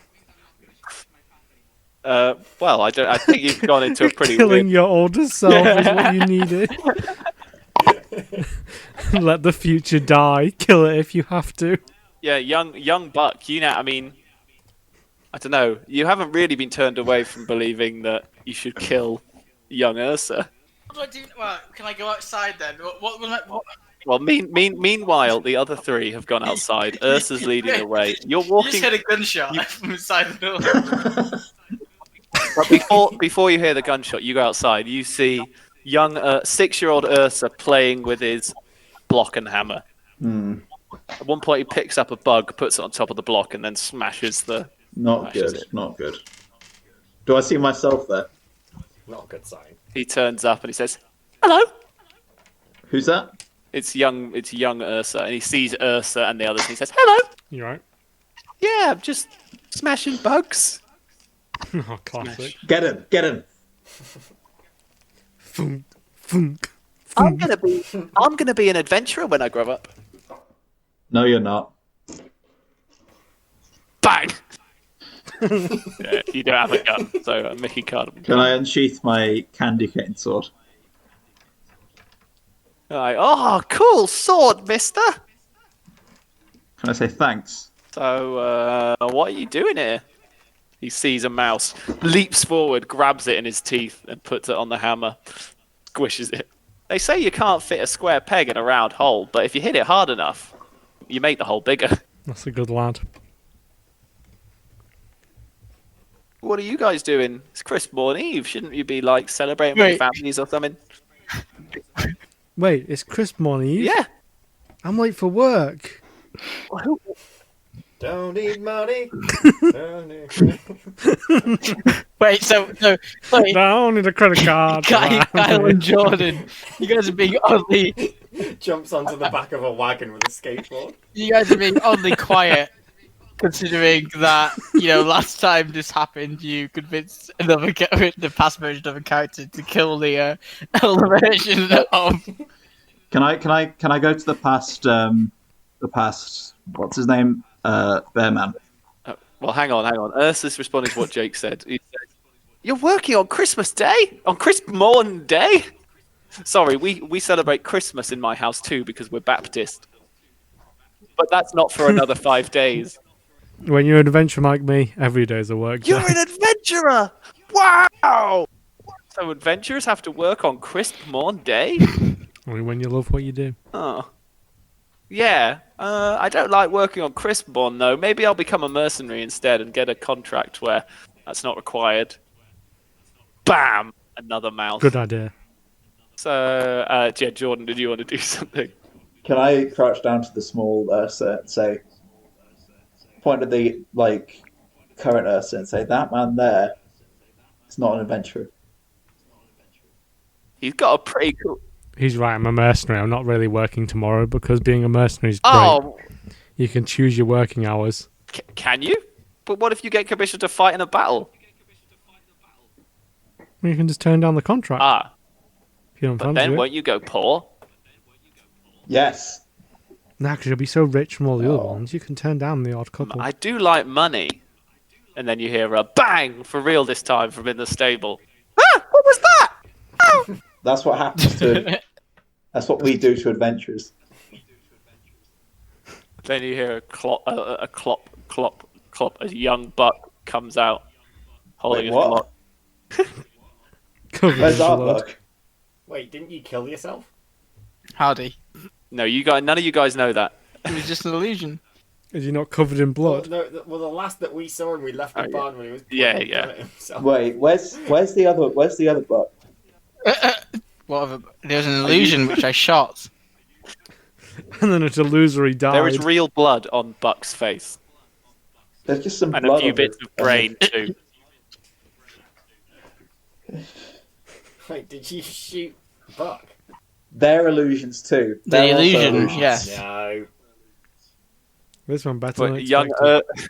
young, I turned to the ghost This is just what you wanted, right? The angels just got a head in her hands. The demon is there with his elbow on her shoulder, just like, you didn't tell me this was gonna be so much fun, Balaton. I love it. Yeah, well, It is, to be fair. And then the Ursa turns up to Buck and says, Mr. Buck, can Clip Clop come out and play yet? Yeah, I suppose. I mean, is he well? Clip Clop's dead. No, you don't. No, you stay away from my. Oh yeah, but you don't do it because Clip-Clop's dead. he died of a cold. Oh no, but aren't colds very dangerous to Centaurs? Exactly, yes. Don't see why he said but. You're agreeing with me. Oh no, I'm only 6. I don't know how to process this. Basically, you'll never see him again, apart from at the funeral. Well, this is making it very hard for me to understand the true value of life. I hope this doesn't have implications for me for the rest of my life. Kids But I'm going to go home and have Crispmorn Eve dinner and open my advent calendar. Bye, everyone. Bye. Start walking Bye, away. Ursa. Can I whisper to what's his name? To Buck. Now, do it now. Bang. Do what? Shoot. Just having this conversation as young Ursa walks around the corner. You watch young Ursa. You watch young Ursa walking away as the walls fall away and the mist and the darkness descends again. You hear a little voice from the sack saying, "My, this is turning into quite a Crispmorn adventure. I wish I could see what was happening Shut up, outside." small Paul. And then the angel's there, and she says, "Right, there were some more things I wanted to show you. There was this time where people sang a song for you because you'd saved their town, and you were such heroes. Except that I'm not sure that happened anymore, so we can't do that one. I was going to show you the time that you, Jacqueline, had a child and left it on the doorstep of its father. That still happened, but I feel like I don't need to send you a reminder about that child anymore because you did that yourself before we could get to you. Good times. I don't really need. I feel like I don't really need to remind you of how selfish and greedy and cruel you all are, as you've done that yourself. Hello, young buck. She says. So I assume you must be very confused. Yes, I'm raising my hand. Why am I here? Buck. My name is Balaton. I'm an angel. Tonight I'm the angel of Crispmorn past, and you're a very bad man in the future. I mean, you're a very bad man right now. You just shot someone in the face. Well, I I was only acting off information Oh, nice. from these guys. Oh, also, by the way, you have to remember, I didn't actually have any agency in my decision to shoot my future self in the face. You had full agency. What are you talking about? Don't you try to question free will or any attempt to redeem all of you is completely pointless. But long story short, I'm trying to redeem you all before you go to hell forever. And my 2 associates are trying to help. I was the angel of Christmas past. I'm not sure I really even care anymore. I think I might have done more bad than good. So Callisto the kind-hearted, it's up to you now. I'm out. The angel turns, flies away, just putting the middle finger to you all. Callisto the kind-hearted, the green genie from before, says, appears out of the smoke and says, "Right then, shall we go see what's happening down the road right now?" Oh God, we're doomed.